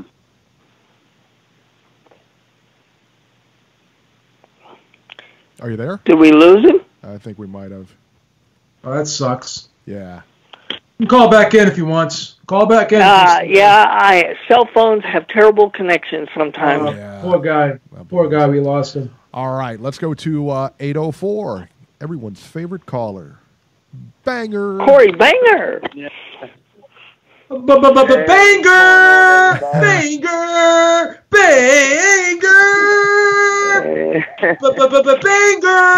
Banger!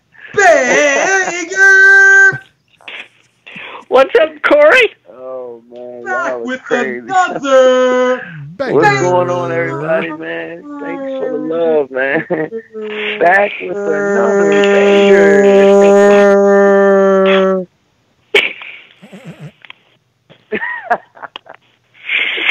So yeah, man. Great. What's going on, Robbie? I missed you, brother. Steve and Eric.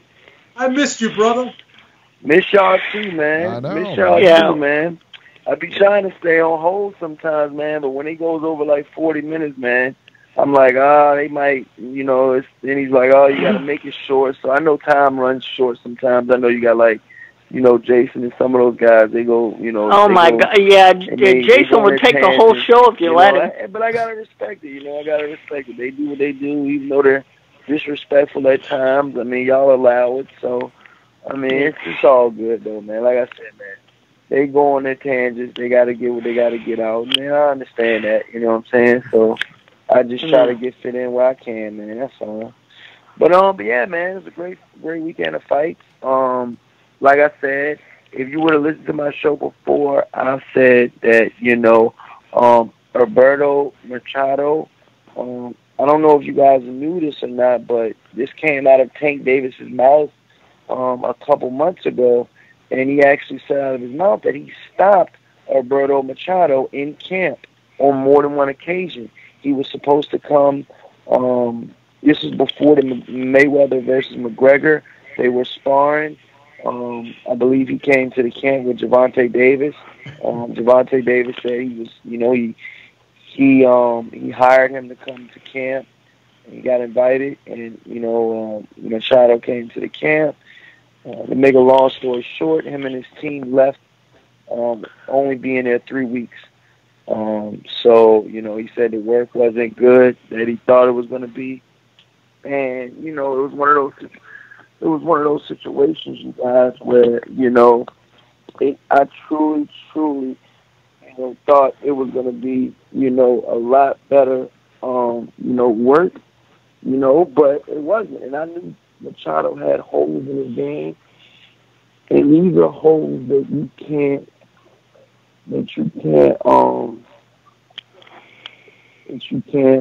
cover up, you know, every single time, you know, and it's you can't cover up some of these holes that he had, you know, and just, you know, with Freddie Roach. I think Freddie Roach, man, with all due respect to Freddie Roach, I think he's reached his peak. You know, I think the best days are behind him. You know what I mean? And I'm not taking a knock at Freddie Roach because I salute him. He's definitely a first ballot Hall of Fame trainer, you know, without a doubt. But at the end of the day, you got to call a spade, man. Sometimes your eyes, you know, aren't there anymore. Sometimes your bearings aren't even there anymore. Well, keep one thing in mind, Corey. He does suffer from a serious illness, so. Well, I think that's kind of what he's saying. Yeah. Taking that into account, Robbie. That's actually one of the main things is why I'm saying that. You know, because I know he has that disease. You would have to be blind if you didn't think he had a disease or there was something. There was, you know, nothing wrong with Freddie Roach. I mean, I'm a hardcore fan, Robbie. I'm not a fanboy. I know exactly with Freddie Roach, but that's not an excuse. That's not an excuse for, you know, some of his bad training habits that he's grew accustomed to now. And I think he needs to be held accountable. Fighters are held accountable, and I think trainers need to be held accountable as well. I agree. I agree with that. I agree with that. Go ahead. Because if you listen to our show, if you listen to our show often enough, Corey, you know we attack trainers when necessary. So. Yeah, well, all I'm saying is that Freddie Roach, I feel like, you know, like I was saying, that I think it's just the end. You know, I think it's the end. He's had a wonderful career, but you know, Machado had holes in his game that I've seen in the last couple fights in a row, and none of it's changed. None of it's changed.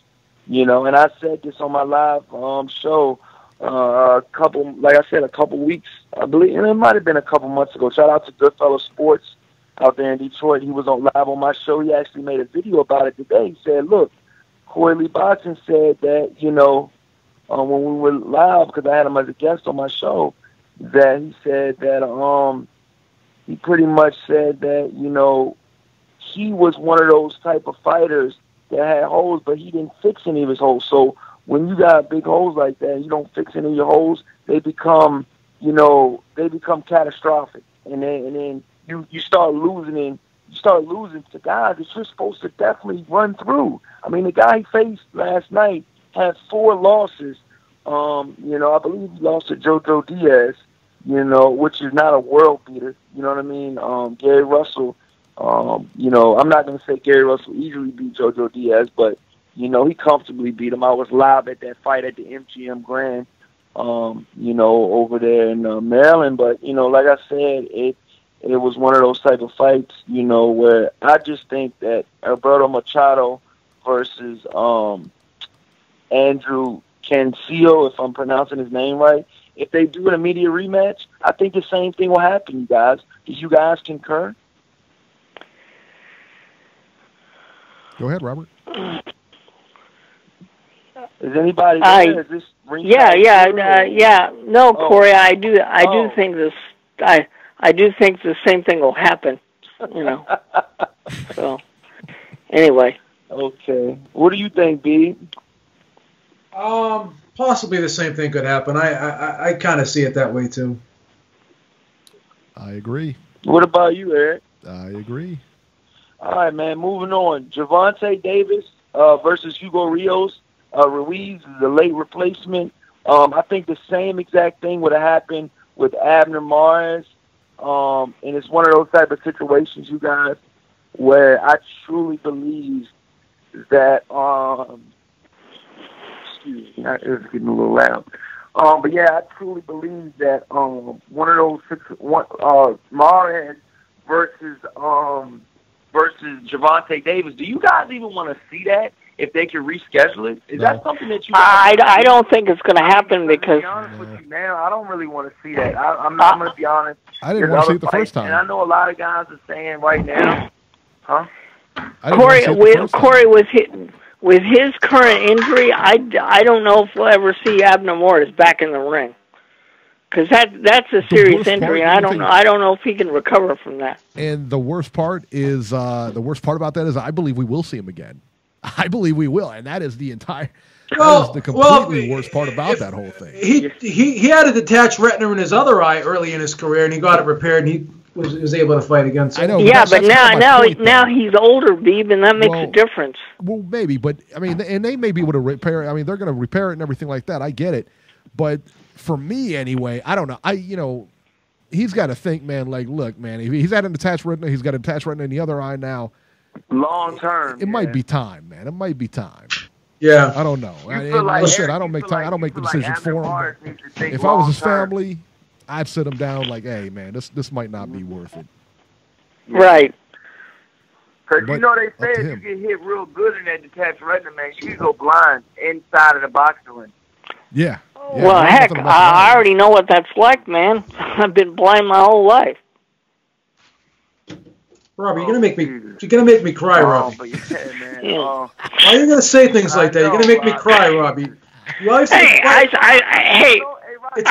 speak the truth, man. It's 8:30 at night, Robbie. I mean, I want to go to bed in a good state of mind. You're gonna depress me like that.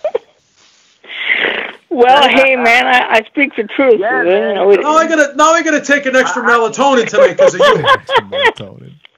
What are you doing to me? Oh my God. Bring me back up, Corey Lee. Bring me back up. Bring me back up, Corey Lee. Bring me back up. Bring me back up, Daddy. Good God. I think Gervonta Davis. I truly think. I know a lot of guys. I got some from when I did my live show before y'all went live. Some people were saying in the chat that they don't want to see it, but I want to see it, man. A lot of people saying they want to see Gervonta Davis. That's actually going to be my second fight that I want to see Gervonta Davis fight Lomachenko. The first fight that I want to see Gervonta Davis fight is I want to see Gervonta fight Gary Russell. Okay? I heard you guys talking earlier about Gary Russell only fighting one time a year. Well, when you're the champion and none of the other champions want to fight you, a la Abner Mares, a la Leo Santa Cruz, Gary Russell Jr. called both of those guys out. And I didn't hear any of you guys when you were on that subject of Gary Russell Jr. only fighting once a year. Robbie, you being a little biased. I had to call you out in the chat. You are a little biased when it comes to certain fighters, I truly believe that, Gary Russell Jr., is willing and able to fight Gervonta Davis. You know. Well, then he step up to the plate and prove that, Corey. Difference. And I believe that, you know, these two fighters, you know, should fight next, you know, in my personal opinion. We'll see if that happens. I didn't know if you guys were aware of this, but Alberto Machado did, I don't know if you guys know, man, I'm a hardcore fan to the core, man, so I did my research, man, and Alberto Machado had the Super WBA World Championship belt, okay? And, you know, because he beat a guy to get that Super World Title Championship, okay? They actually, okay, listen to this. They actually not demoted, but downgraded him from being a Super Champion. Right. I remember. Davis being a Super Champion now. Right. They vacated the belt. Tank fought for a vacant belt. Half of you guys in the chat.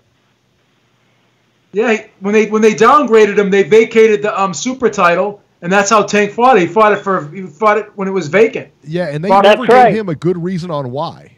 They never gave him a good reason why. Tank Davis fought for the vacant title, and that was just for the regular title at first. Okay, Mayweather with the politics and the propaganda that they come with, and obviously the money. They promoted, and it was kind of a quiet thing. It wasn't, you know, something that made boxingscene.com. I didn't see it over these blogs. I didn't really They just did a big story on it. What are you talking about? But when you take they just did a big story on it. When? Like about a week ago or a couple days ago. Yeah, it was a huge story on Boxing Scene. You said a couple days ago. Yeah. Oh yeah, I didn't see that. I've been known that he got promoted to the Super Champion a couple weeks ago. You know, because I actually you know some of the people that are in Gervonta Davis' camp and stuff like that. And he's trained at Jared Hurd's gym. You know, where I've done interviews at before, and I know the camp knows him and stuff like that. So I knew this was coming. I'm just telling you guys, what do you guys think about this? I mean, do you guys think that this is right? I mean, obviously Machado fought for the Super, world title, belt, and now he got demoted to the regular belt. Do you think that's fair? I mean, obviously that's not fair, but I mean, what do you guys think about the WBA as a sanctioning body and as an organization, and as one of the four major world titles, man? Where do you guys rank the WBA? The WBA is a fucking idiot. I think they're the worst organization out there because I think they're the worst organization out there. They have regular champions and super champions, and they're just ridiculous. And their rating system, they have the worst rating system out of all the organizations. They never have mandatories. It's horrible. They are the worst. They're the worst. But how do you guys feel about the way that the WBA went about, demoting Alberto Machado? When it happened, we complained about it when it happened. That's right. We called them out on it when it happened. Right. That happened last year. I mean, I just truly think Alberto Machado got the bad end of the stick, man, on that thing, man. He sure did. Yeah, absolutely. Well, and now he didn't have anything, so. Now he doesn't have any belt. And that's another thing, too, you guys. For all you guys out there that are the DAZN fans and that are saying that Eddie Hearn, has all of this money, and from what I'm hearing that, Anthony Joshua is supposed to be getting paid $32 million for his next fight against Terrell Miller in New York City, which he's never fought before. We don't know that. We don't know that for sure. You're gonna pay him that much money from what I'm hearing. But that's what from Eddie Hearn said out of his own mouth. So from what I'm hearing, is that what he said out of his own mouth? Okay, you're gonna pay him that much money, but then on the flip side, okay, Ishii Smith got paid more money, okay, you guys, this weekend than everybody on the DAZN card, excluding Alberto Machado. He got paid more than everybody on that DAZN card last night. Ishii Smith, okay? Why is everybody so concerned about what everybody else gets paid? I don't understand that. Well, it's not our bank account. Why do we have to worry about how much money? Big mouth. Eddie Hearn has a big. Let me explain. Eddie Hearn has a big mouth, and he's saying that he's got all of this money, and he's throwing all of this money around in Matchroom Boxing and stuff like that. But you got to understand, man. I just truly do not believe what he says, man. He's a liar. Well, we don't need to worry how much money a fighter gets paid. We don't need to worry about how much money a promoter gets. Why wouldn't we worry? Why wouldn't we worry about how much a fighter gets paid, Robbie? When I've heard you verbatim on this show before, talking about the money issues. Unfortunately, Corey, there are times we have to talk about that crap. I think we care about the money. I think we care about the money, Eric, because let me just jump in here. Robbie. Hang on, let me talk. You're contradicting the hell out of let me just jump. Buddy. Corey. Let me jump in. I think we care about the money, Eric, because the money's what's holding up the fights. The money's what's holding up the fights, number one. And number two, that's what I'm saying. The fighters and the promoters are always talking about the money, and so is the press. So it's almost an unavoidable topic at this point with the way the sport is going right now. It is. Unfortunately, let me tell you this. Here's what happens is when we talk about money, and here's where ultimately this conversation goes. And I'm going to use Tank Davis as an example. All right. So we say that, okay, Tank Davis made X amount of dollars and Machado made this amount of money. All right. And he had a tougher fight, blah, blah, blah. Tank He's making Davis $1 million. $1 Quiet. Let me talk. I'm going to mute you. We talk about he made X amount of dollars and this and that. Well, why would he fight somebody, an upper echelon guy, when he can just fight these type of fights for $1 million? And you give them excuses on why he doesn't fight upper echelon guys. All right. That's my point. And I'm just using Tank as an example. I'm not saying Tank is not fighting upper echelon guy. I'm using it as an example, okay? And that's a fair point. Go ahead, Corey. I'm glad you were able to get your point across, Eric. Well, you've been getting your point across for 20 minutes now, man. But you haven't really said much. I was saying, go ahead. See what I'm saying? Like I was saying, though, y'all. I mean, Robbie, you're saying that, why are we bringing up the money? Why are we doing this? Why are we doing that? Because it's a part of the boxing. If you don't talk about the business, unfortunately, Corey, unfortunately, dude, go ahead. This is y'all show. I'm gonna leave y'all alone. Y'all have a great night, man. See ya. Unfortunately, guys, when we do these shows, money has to come up occasionally, especially when we're talking about fights that are possibly going to be made, or if a fighter signs a new contract, such as Canelo, 11 fights, $365 million. Golovkin getting offered $45 million for 2 fights. That's when we have to discuss the money. I hate it when people like Jason or Corey or anybody calls up, well, Tank got $1 million. Look, I once they're in the ring, I don't care how much they're getting paid. If we have to talk about it before the fight, that's one thing. But I hate talking about finances in people's pocketbooks afterwards. I mean, that just drives me up the wall. Listen, Beeb's right. Beeb's right in the sense that, the press brings it up, everybody brings it up, so it's something we got to talk about. My thing is just that let's not use it as an excuse to say, well, this is why he's not. Why would he do this when he could fight this guy for $1 million? Listen, we want to see the best people fight the best people. That's the issue. That's the issue I have anyway. Yeah, exactly. All right. I agree with you, Eric. All right, so let's go to 805, area code 805. Hello, Nacho. Hey, what's up, guys? Nacho, what's going on? Nothing. Nothing much. I actually went to that card last night at the StubHub, and the fights were, for the most part, were pretty interesting. But I agree with you guys. I think sometimes fans tend to act like they are the promoter of certain fighters in certain promotional companies, and I think people shouldn't be acting like they're the ones who are paying these guys out of their own pockets. I mean, I understand that Jason's out here talking about Tank Davis got his $1 million payday. I mean, that's great for him.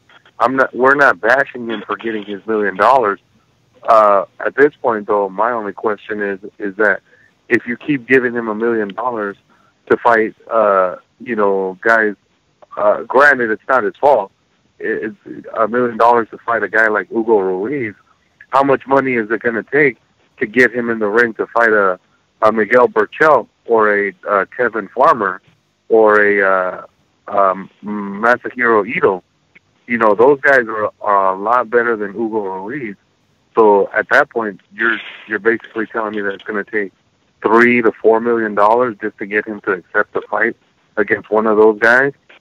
And the thing that drives me crazy, the thing that drives me crazy, especially about Jason, the two things he talks about more than anything else is how many tickets were sold and how much a fighter gets paid.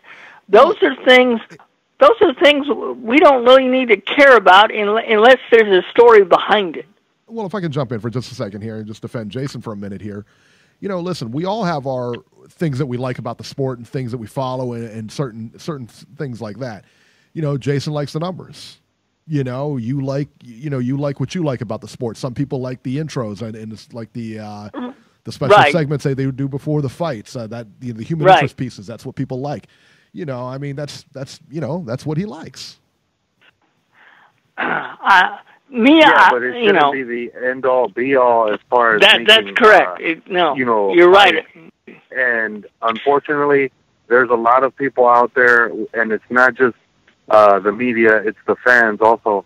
They tend to basically act like because of the fact that X is getting more than Y, that automatically makes X a better fighter or a bigger draw than Y, and that's ridiculous. Like, it should never be based on ticket sales and money they get paid per fight. It should be based on the level of competition that they take on in their career. I mean, I heard him say something about, and usually Jason loves to bring up guys like Canelo and Chavez. But see, the biggest difference between those two guys and guys that, are in the PBC, for example, a lot of the guys in the PBC have long amateur careers before they come into the pro game. Guys like Canelo and Chavez never once bothered to get into the amateurs. To them, being pros at 15, 16 years old is how they learn the sport when they get into pro boxing.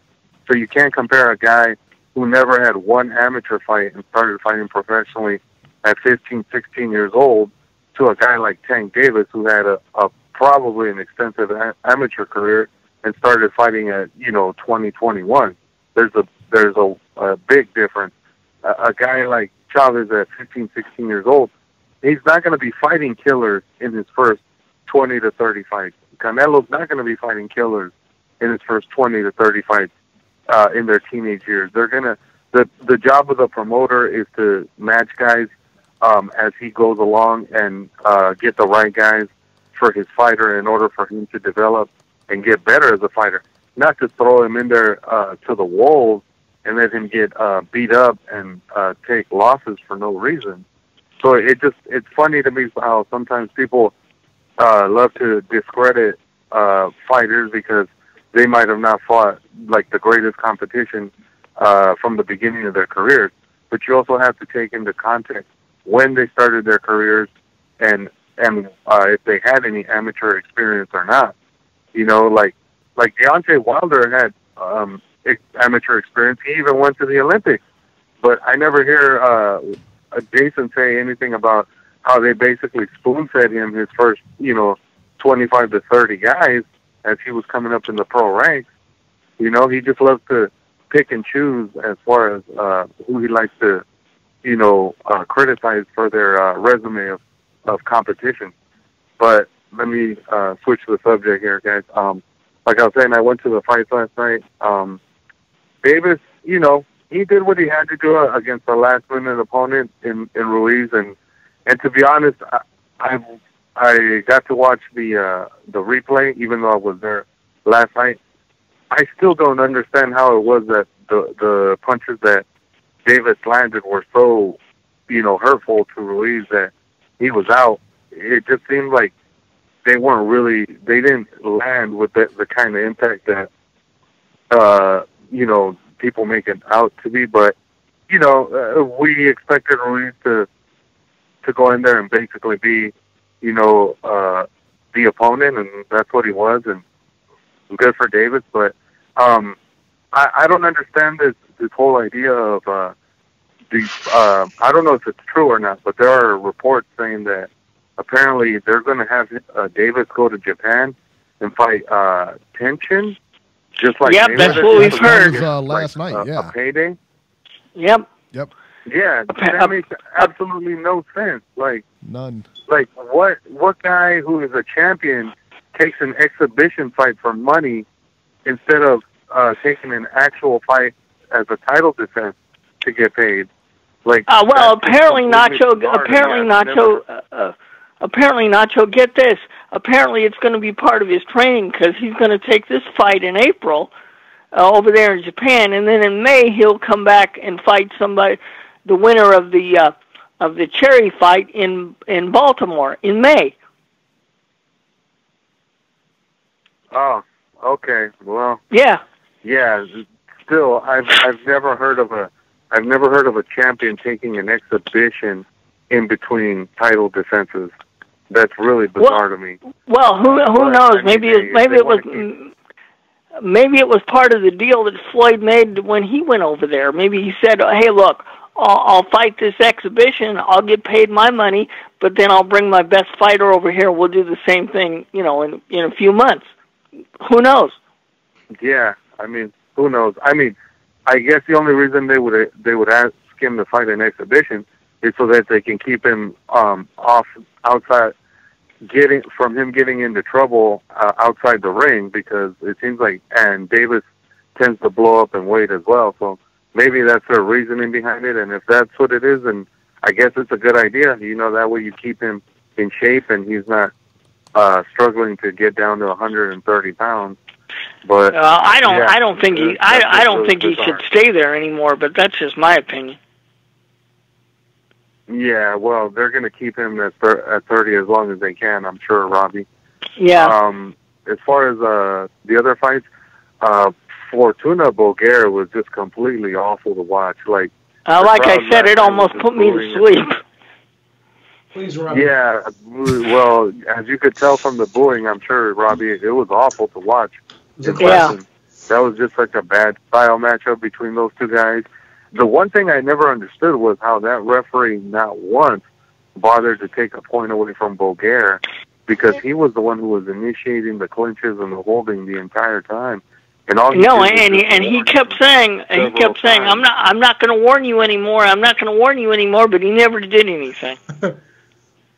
Yeah, but he never bothered to take a point. And I think had he taken a point, it probably would have changed the fight. But oh well. I mean, it was an ugly fight, and I still don't know how they gave Fortuna the fight, because you could have probably scored that fight either way. It was so tough to score. Neither guy did a whole lot, in my opinion, other than the knockdown that, No, it's 30 minutes of our lifetime we'll never get back. That's what can I? Yeah. Please, Robbie. And the other fight, Barrios. Barrios looks, he looks good, especially since they moved him up from 130 to 140. But that guy that he fought last night, I don't know what it was. They legitimately, he had no business in the ring. He looked completely out of his realm in that ring last night. He looked like he was about 2 weight classes smaller than Barrios in the ring last night. Barrios looked like a huge welterweight compared to him. And, let's step up the competition of Barrios before we get excited about him. Yeah, it'll be interesting to see who they put in him. I wouldn't mind seeing him fight the winner of Peterson-Lipinets. I mean, because both of those guys... Oh, no, wait, never mind, because I think that's going to be a welterweight fight. Yeah, it'll be interesting to see who they put Barrios in there against next at 140, because I definitely would like to see him fight a guy with a name at this point, like these, tune-ups that he's been getting lately, yeah, I mean, he gets in the rounds and he gets in the work, but I'd like to see a legitimate guy who is going to be in the other corner that's actually going to really test him. Well, sure. like I said, I said earlier, he's had 23 cupcakes. Let's get some real stuff going. Yeah. And then the Ishe Smith Erickson Lubin fight. I don't know. It's funny. Some people were basically saying that Ishe Smith had no business being in there against Erickson Lubin, but I think you have to give Erickson Lubin a little bit more credit because of the fact that Ishe Smith's last two opponents were Julian Williams and Tony Harrison, and they didn't do that to Ishe Smith. So for Erickson Lubin to take him out the way he did last night, I thought was pretty impressive. And he basically forced Ishe Smith to finally call it a day on his career. And I didn't think that was going to happen. So I think some people are kind of not trying to give Lubin credit for what he did last night because he took Smith apart really easily, unlike those other two guys who struggled to beat Smith. And I think Lubin deserves another step up fight because it looks like he's back from his loss to Charlo. So I definitely would like to see him get another fight against one of the main guys at 54. Who that is, I don't know. We'll see. Maybe the winner of Lara Castano, or maybe the winner of Hurd Williams. We'll see what happens with that one. And then what was it? The other fight that was going on. Right before the Lubin fight, there was the Corrales Ramirez fight. That poor kid Eddie Ramirez. I guess they should do him a favor and not schedule him to fight at StubHub anymore. That's the second knockout loss that he's encountered there at StubHub or Dignity Health, whatever the hell they call it now. Yeah, they keep changing the name. Don't worry about it. All right, guys. I hate to interrupt, man. Yeah, but the Morales. Go ahead and finish your point, Nacho. Go ahead. Oh, okay, I just wanted to finish it up real quick. Morales looked good in taking him out. The kid has some good skills, and I definitely think he's going to be one of the guys to watch. All right, guys. I guess I'll talk to you next week then. All right, we'll see you next week. Calling, man. Thank you, Nacho. All right, see you. He does a good breakdown on those fights. Oh man, yeah, no, he's outstanding at that. So. Yeah, he does. Yeah. He does a real good breakdown. All right, Beeb, you had a request. You wanted to bring Corey Lee back in. Yeah, let him back in. Let him back in. Why should I let him back in? Because he's my brother. He's your brother? Why? Because he gave you that side story? Okay. Jason is your son and Corey's your brother. Okay. Robbie, let him burn. Don't interrupt him, Robbie. Don't interrupt. All right. Yeah, Robert, stop interrupting.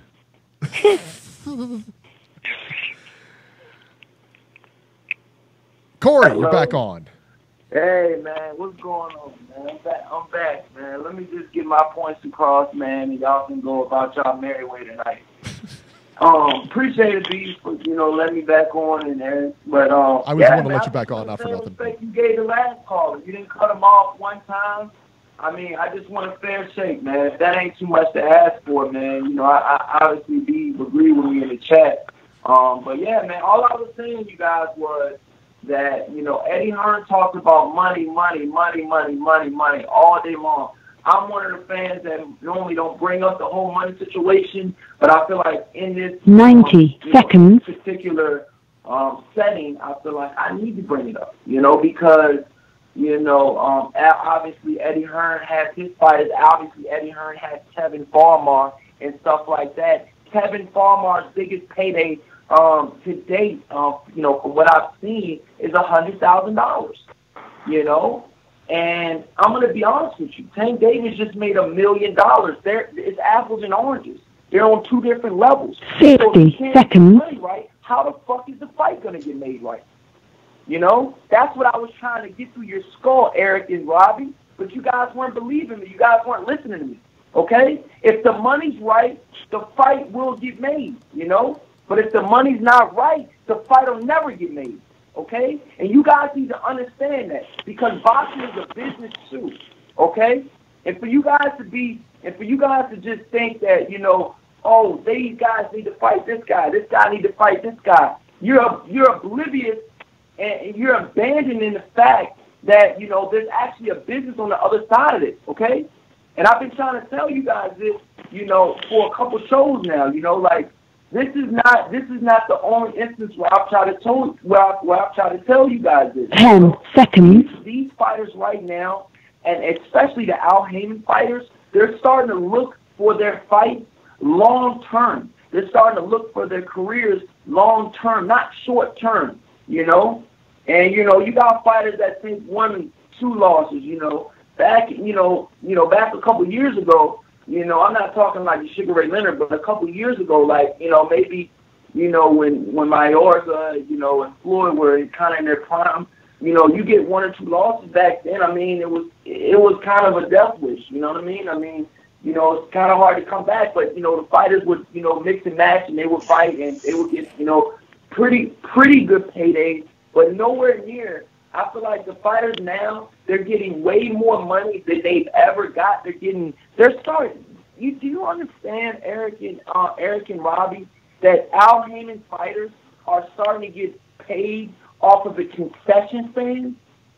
Do you understand the abundance, and do you understand the level of, you know, of shares that they're starting to get now? Eddie Hearn he doesn't pay his fighters nowhere near that. And the only reason why I bring that up is because when Eddie Hearn's fighters, see, you can't help yourself, Robbie. See, there you go again. You can't help yourself. But I'm telling you right I love now, how, man, you know what, I'm going to jump in here. You know what, I'm going to jump in here. I love how he talks, and he talks, and he goes on, and we can't say a word. But the minute we go to ask him questions or anything, I don't mind y'all talking, Rob. I mean, he's cutting me off. Frankly, why should we care about all this crap? Who cares if they get money off of Robbie! He's been on for 25 minutes now. He still ain't made a point. You idiot. What? I haven't made Beeb, I don't get this. I really don't get the point of this. You don't clap your hand. Hey, Eric and Robbie, you don't mysteriously clap your hands and Tevin Farmer and Gervonta Davis fight next week. You idiots. That's not how fights get made. Why don't you tell us, since you're a big-time promoter? Fights get made behind closed doors with big meetings and money, okay? With money behind it. You got to understand. He's starting to get in the Jason territory. Robbie, stop. No, I'm not, but you're not under by, y'all. I'm gonna let y'all go ahead and rip, man. Y'all, you got it, B. Y'all got it. Go ahead, bro. Well, what is the point behind this? If the fight is going to be good enough, it will be made someday. But I am so sick and tired of. I mean, tonight this whole show has been nothing about what people have gotten paid. Who the hell cares? Well, listen, I mean, he's got to get a thicker skin. I mean, look, I mean, you can't just drop a bunch of comments and then not expect us to respond. And then we respond, cry because you're not getting any time. You've gotten more time tonight. I would dare say he got more time than Jason tonight. You know, you got to call back in. You know, I mean, you can't be crying like that. Look, if you're going to make a point and you want our opinion and you're saying, hey, well, Eric and, you know, Robbie's stupid and Eric this and that, and then we come back and we say, hey, well, I disagree with you because, and then you get all crazy because, you know, we cut you off or something like that. Look, tough. But we talk about the money all the time, so we can't get mad. We can't get mad when other. Wait. We talk about the money all the time, right? So why do we get mad when other people talk about the money? We talk about the money when it's necessary to talk about the money. When we're breaking down a fight, we're not adding into the equation. By the way, so and so's getting. But you had two guys fight last night in the same division. Arguably the two best guys. Like Machado was thought of as the best guy, Tank is thought of as the best guy. The top two guys fought last night, right? Right. And one guy got $1 million and one guy got $200,000. Now, if one guy got $1 million and the other guy got $500,000 or $750,000, then that would make sense. But the thing is you had the two best guys in the division. There should not be that big of a purse disparity, and that's why fights don't get made. So to Corey's point, if that guy got paid a big purse, then you have two guys making big purses. So then when they actually do fight, the fight is bigger for both guys. But that's the Beeb, point. But That's the Beeb, point. That's the point. But Beeb, don't you have to blame the promoter and his manager for having such a disparity? Yeah, I mean, if you're a champion and you only get paid $200,000 for a title defense, if you're the fighter, don't you have to talk to your manager and your promoter about the pay disparity? Isn't that what they were doing? The thing is, I thought that was kind of their complaint. The thing is this, Robbie. You could talk to your blue in the face, but guess what? $200,000 is better than no $100,000. Right. So the guy got to eat. So the guy's at the promoter's mercy. Whereas, at least with the PBC fighters, you can say what you want about these guys, but they're getting taken care of, and they're the ones that should be getting taken care of because they're the ones that are getting punched in the face. Right. And that's it. Corey, I'm sorry. I mean, Corey, I think Corey was right tonight in his points. I agree with him. Well, I think it's okay to agree with him. I don't have a problem with anybody agreeing with him, but he can't drop. I mean, you can't come in here and then accuse Robbie of being dumb or say things against everybody, and then when we come back, then he gets his feelings hurt and he says, "Well, no, I got to go," and he takes his ball and runs home instead of taking his medicine like a man. It just is what it is. You know, if you call up here and you mess around and you come at us, we're going to come back. It just is. I know. I mean, look, in the over 200 shows we've done, how many podcasts have we done where the main topic has been what somebody gets paid? I mean, we bring it up when it's necessary. I get Beeb's point. The two best fighters in the 130-pound division last night fought, and they both were defending their titles. One won and one lost, and an $800,000 difference. That is large. That is a big story. But if I'm a manager of a fighter who signed with a promoter, you have to. If there's a complaint, you've got to bring it up behind the scenes. I mean, he obviously signed the contract. He agreed to the fight. I mean, what can we do now that both fights are over with? We can't really worry about what both of these guys got paid. That's my problem with the whole thing. Granted, this has turned in more of a political podcast tonight than a boxing one. It's just because of all the nasty political boxing stuff that goes on behind the scenes. You've got two different promoters. One obviously cares about his fighters more than the other guy, and the other guy who stiffed his fighter. Let's call it like we see it. He had 5 or 6 titles when he was a fighter, and now he's going to keep all the money for himself? I mean, you would think Oscar De La Hoya would care about his fighters and take better care of them. Al Heyman, who's really not a fighter, is doing a better job of taking care of his fighters. There's a problem with De La Hoya, don't you think? Well, and Beeb, if I can, in the chat, you just said it can't be a coincidence that all PBC fighters are getting paid well, and I 100% agree with that. No, I don't believe it's coincidence at all. I think they're marketed a little bit better now. I think they're on Fox and everything like that, so they're going to get paid better. If we talk about this for a second, if we talk about like what Tank got paid last night as opposed to what Machado got paid last night. Listen, Machado is Tank is a much bigger star than Machado. It just is. I don't care who's the better fighter. I don't care what the resumes look like, whatever the case may be. Listen, Tank is a bigger star. It just is. So he's going to get paid more. Do you know that I just saw on Twitter, Jason sent it to me, and I don't know if he sent it to you? I don't know. I didn't see anything. Let me see if I can find this. Yeah. Gamboa is signing a 2-fight deal with PBC. I just got, yeah. Mike Compertz is reporting it. He's getting $250,000 for a tune-up fight, and he's getting $750,000 if he fights Leo Santa Cruz or Gervonta Davis. Yeah. After that. Yeah. I mean, this is a guy that really should be. He's not a big star, is he anymore? No. He's been out of the limelight. But again, he's getting $250,000. He's getting $750,000. So he's getting 50,000. Hold on, Robbie. Jesus Christ. He's getting 50,000 more than Machado, and he's not even fighting for it. He's fighting at a tune-up fight. Right. I mean, so that just says it all. That just says it all. Yeah, but that shows that there's a problem with Oscar De La Hoya and Golden Boy, because as much as we want to criticize the PBC, and we have over the years, ever since it started, at least you can say one thing: they have actually paid their fighters. You know, they've taken care of their fighters.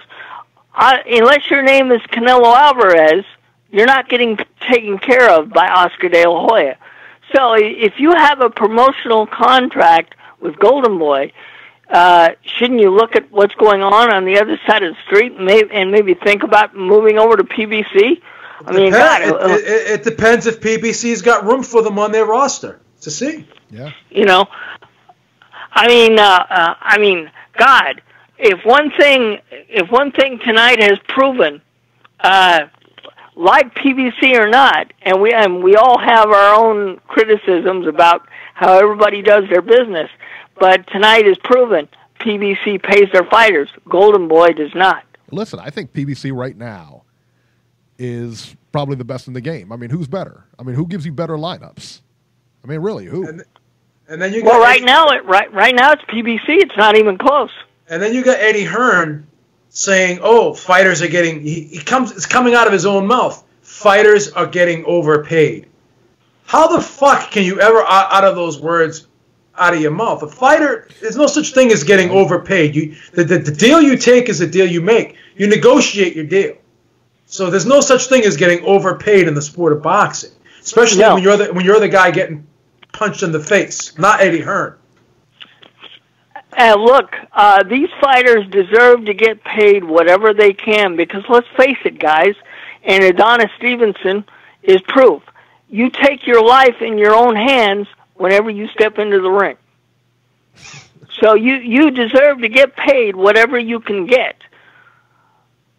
But it's obvious from what we've learned tonight, one promoter is doing a better job than the other people. Tony Bracamontes on the chat says, really, you don't think Gamboa is getting overpaid? Yeah, I think he's getting overpaid. I'm not going to, of course he is. All right, guys, before we go any further, let's go to Georgie, the people's champ, who's been on hold, has let me know about it, and has also said he's going to be the next guy to go after Robert. So. Oh, my God, okay. From this day, you'll be my new fool. Georgie. Hey, what's happening, people? What's going on? A lot of emotion going on in the show. A lot of emotion going on. What's up? It's charged. The whole atmosphere is charged. Like, Robbie, baby, you know we love you, baby. But there is like a little gap between us. And we got to, we have to, confront, baby. And once and for all, resolve this situation. Listen, Robbie, not to get at your throat, baby. But the way I talk about reptilians and mafias and this and that, there is a dark side of humanity that get controlled by power and money and influence the decision that I make on the sport that we love. That's the reality. That's the bottom line. And I don't want to talk about money. I know you don't want to talk about money either. Nobody really want to talk about that shit. I look at the fights that we want to watch because of the greed of these motherfuckers. What we're going to talk about then? What will be the solution? I never thought I'd ever see the day. That would be the problem, right? I never thought I'd ever see the day where people don't want to talk about money. Who doesn't love money? Well, look, hey, we all do, Beeb, but it's ridiculous. We're focusing on what they're getting paid instead of the fights that are actually happening. You go to the grocery store. What do you pay the guy with? Box tops? Oh my God! Hey, buddy. You make games with Monopoly. Let them know, baby. Let them know. Jesus Christ! What you guys say? Be my financial advisors. Go ahead, George. I'm sorry. Nah, I'm just saying, Robbie, just to settle this shit once and for all, man. Like, we're not gonna agree. I don't agree with a lot of shit that I hear, but you just gotta take people's opinions, you know. And because maybe there is a positive and a negative side of everything on life. Hey, look, George. Look. Fucking dry.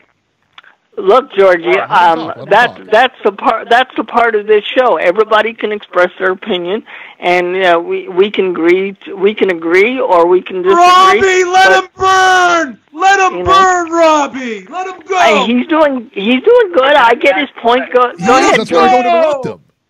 Let him go, Robbie! Let him go! When Corey Cole, you sort of call him off a few times that he tried to get his point across. When he called back, yeah, you guys let him run, and then we understood what the whole thing. But sometimes we get anxious because we disagree with somebody, and we just want to try to make our point across. Like, you got the whole show, but Corey got only a few times, and let's say somebody waiting for, I don't know how long Corey be waiting. Sometimes he be waiting for a whole hour or so. Free Corey! Free Corey! Oh, good God. Free Corey!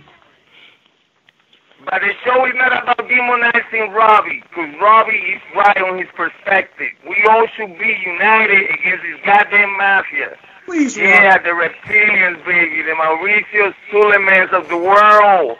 That WBA with 3,000 fucking titles. Yo, don't you think that is crazy? Somebody who doesn't know boxing, a casual, and they ask you, okay, so who's the champion of the world? What you gotta mention? 100 fucking niggas? How many motherfuckers you gonna tell them that he's the champion of the world? On one division. On one, you know what I'm saying? So if the equation to start with is fucked up with, that don't make sense, and on top of that you gotta put the greed of these people. What we ended up with, it's hard to get the good fights. The only good fight we can get right now is me based on Jason, tell that punk cat to go back one of these days and go a few rounds. Sick and tired of him putting work on Robbie. I gotta go. Everybody support the channel. Give it a thumb up. I'm outie. All right. Good call, Georgie. Real quick, guys. Hey, man, if you're in the chat, man, give us a thumbs up, man. Come on, guys. We don't ask for much, man. We don't have the super chat on. We're not asking for money. We're not asking for anything, man. Just give us some likes, man. Come on. There's a lot of people watching. There's a lot of people in the chat. Give us some thumbs up, man. Beeb, what are your thoughts? Let's bring up a boxing point here because I don't think we've covered any of this. Robert, what are you talking about? We're talking about thumbs up here. Yeah, no. Hey, as many as we can get. But seriously, guys, this opponent that Santa Cruz is going to fight next Saturday, what chance do we give him? Does it turn out to be like Davis's fight last night? I don't know. It could turn out to be like Cancio's fight last night, or who's Cardo's fight last night? Yeah. Yeah. Don't know. All right, real quick. I'm going to let Paul back on to finish his point. He was the one that got cut off earlier. Yeah, he got cut off with his cell phone. Yeah, with his cell phone, not by Robert. I think Robbie cut him off. You think Robbie cut him off? No.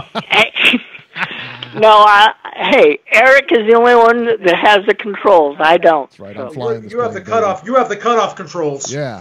No, I don't. That's Eric, brother. Oh. Go ahead, Paul. Hang on. All right, Paul. Go ahead. Am I back on? Yes. Yeah, go. All right, yeah, real quick, 2 points. Real quick, I just want to back up Robbie for a second. I just want to ask everyone, when we talk about boxing, the actual fights, what do we actually get to see? We actually get to see the fights. So when we talk about the fights, we can speak from an educated point of view. When we focus on all this promotional bullshit, we've always found out that most of the time the numbers that we hear initially are not the correct numbers. So what we're arguing about, we don't even know if what we're talking about is legit or not. So we're talking in the dark anyway. So anyway, I just want to throw that out there.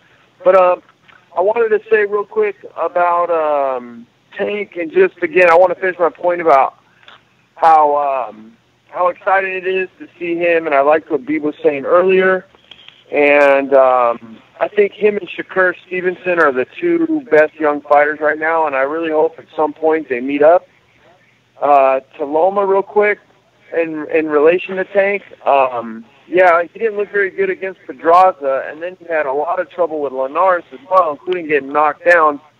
I can't imagine Tank getting knocked down by Linares at this point, or not annihilating Linares and, like, you know, not taking him out at some point within the fight. Because, and I don't know, I just think that reflects badly on Loma. And then just real quick about Erickson Lubin.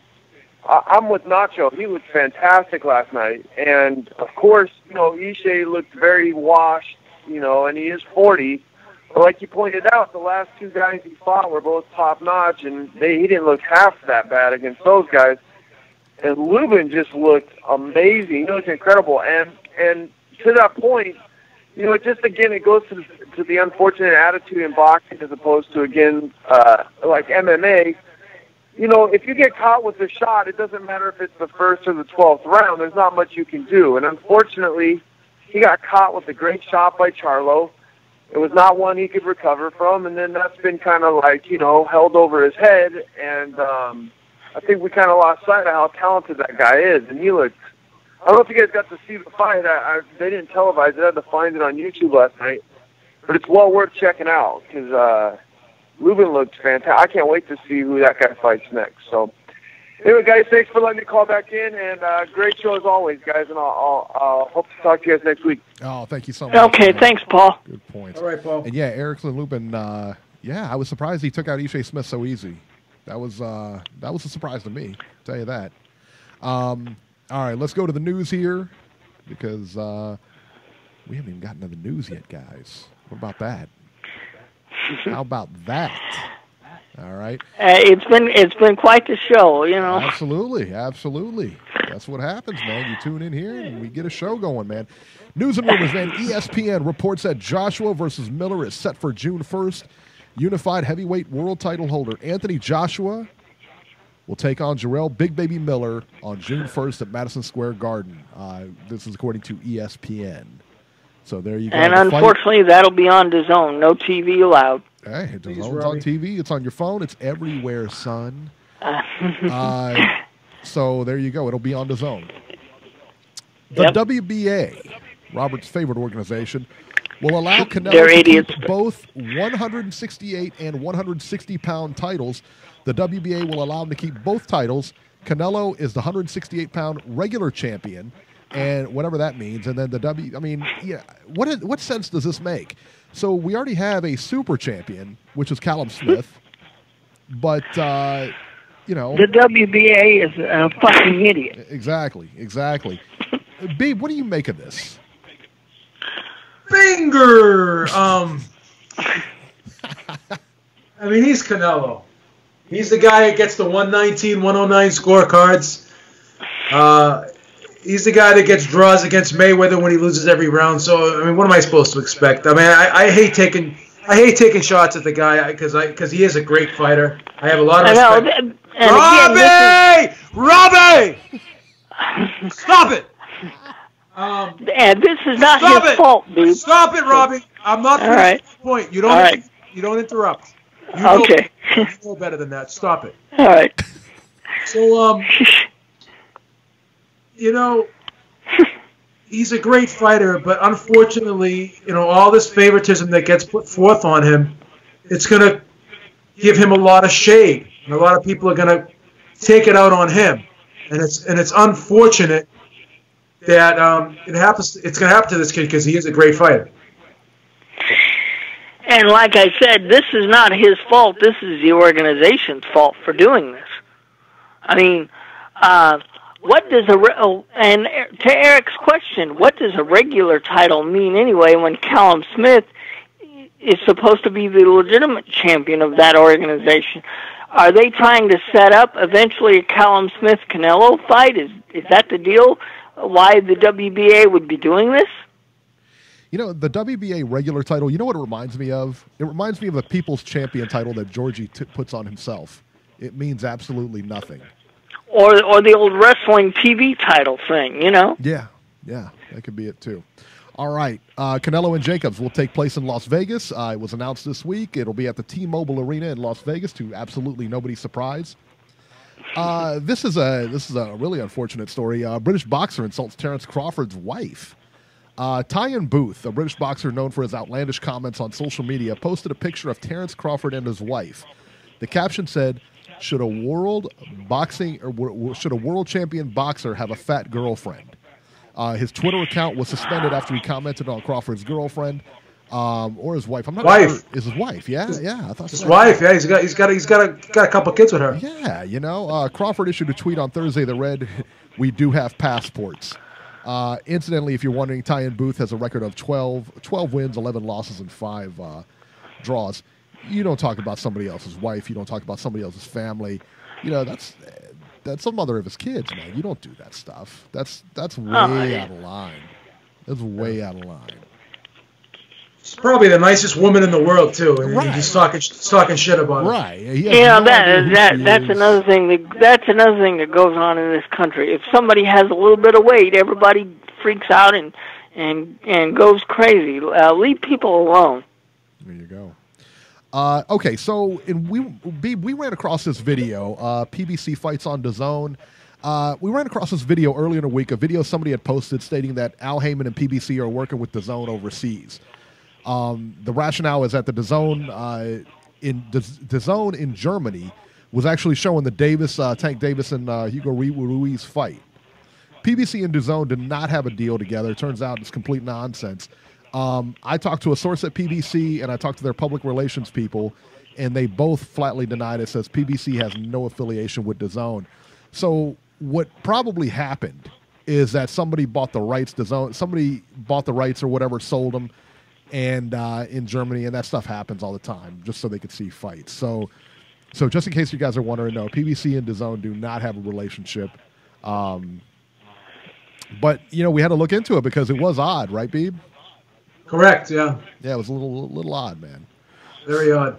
All right, Marcos Maidana coming out of retirement. Maidana has announced he was coming out of retirement 4.5 years he's been gone. No timetable has been announced, and Robert Garcia, his trainer, has not heard anything about it. So I don't know, you know, it's tough to say whether this is a publicity thing or this is or if he's actually trying to come back. I don't know. I won't believe it until a fight's made or it's set, or, you know, I mean, because he could be in training to lose weight, whatever. But, you know, I don't know. We'll see. We'll see what happens. Richard Comey is out against Lomachenko. Lance Pugmire reported that Richard Comey is out on April 12th, citing a knuckle injury. So there you go. So Comey is out now. They're looking for a replacement for Lomachenko. Boy, that's happened a lot so far this year. Davis had a replacement. Santa Cruz is going to have a replacement. Now Lomachenko. Jeez. Yeah. Let's see here. Rocky Lockridge passes away this week. This was a shock, man. He was only 60. Beeb, did you say he was 60? 60 years old. It's horrible. Yeah, that's awful, man. That's awful. And he's had a lot of issues. I mean, I know he's had a lot of issues and stuff like that. Just sad. Most of you guys, if you don't know who he is, the show Intervention, which is about drugs and about people that are, you know, suffer from addiction, and they take them to a rehab facility and stuff like that and try to get them clean and everything. He was actually on there. And most people know him not for the show. I mean, his most popular clip came from the show itself. He was in the Intervention, and his son kind of poured his heart out to him, and Rocky Lockridge just started crying, which sounds like, you know, I mean, just a horrible thing because it was a tough moment. but it was the way he cried that actually got turned into a parody. For better or for worse, it just got turned into a parody. So it kind of is what it is. So now he's kind of like he's kind of, when people think of that, a lot of people know him for that and don't know him actually for his boxing and that kind of thing. So, which is unfortunate. Hell of a career, though. I mean, whenever he stepped into a ring, he gave you a show. Yeah, I would agree with that. Michael Nunn, former champion Michael Nunn, former middleweight champion Michael Nunn, was released from prison this week. Was he in there for drugs? What was the deal with him? I think he went there for drugs. Selling cocaine, yeah. Yeah. So he was in there for what, 13, 14, 18 years? I don't know. He was fucking in horrible. there for a Something while. like that. He was in there for a while, but he's out now. It was a horrible sentence too. Yeah, it was. Yeah, it really was, man, because it shouldn't have got that much time. Way too much time. Way too much. Yeah, Truth said that Chewbacca cry, unfortunately. Yeah, he's right. If Rocky Lockridge, if you go watch the video, it does sound like a little bit like Chewbacca. It's very sad. I mean, very sad. Shouldn't make light of it, Robert. I don't know why you're making light of it, but it is what it is. No, I'm not. It sounds like come on. Sounds like you are. I'm just saying. Boy, tonight's been my night. Everybody. Guys, if you're out there, sign up. Go subscribe to Corey Lee Boxing. Also, go check out his YouTube channel. Subscribe to us. Make sure you guys give us a thumbs up. Come on, guys. We don't ask for nothing. We don't. Beeb, do we ask? Hey, for anything? We can't ask for anything. They took our monetization away till I can reapply on Tuesday. I know. So we don't do Patreon or any of that stuff. Can't even ask for super chats anymore. I know. I'm in tears right now. I know. I've been consoling Beeb all month. And how many of you guys have been consoling Beeb? Nobody. That's right. So you think about that. Just give us a like. All right, that'll do it for this edition of Ringside Reporter. As always, you can catch Robert on Twitter at Ringside Robert, or you can call Ringside Robbie's Corner at area code 773-572-7781. Nice. And you can also leave a message there after you hear the show. It'll be up probably tomorrow morning. All right, stop interrupting, Robbie. Come on. You can catch Joe Habib on Twitter at JHabib1 and find our YouTube channel at RingsideReporterLive.com. I'm at Ringside73, and we will see you next week.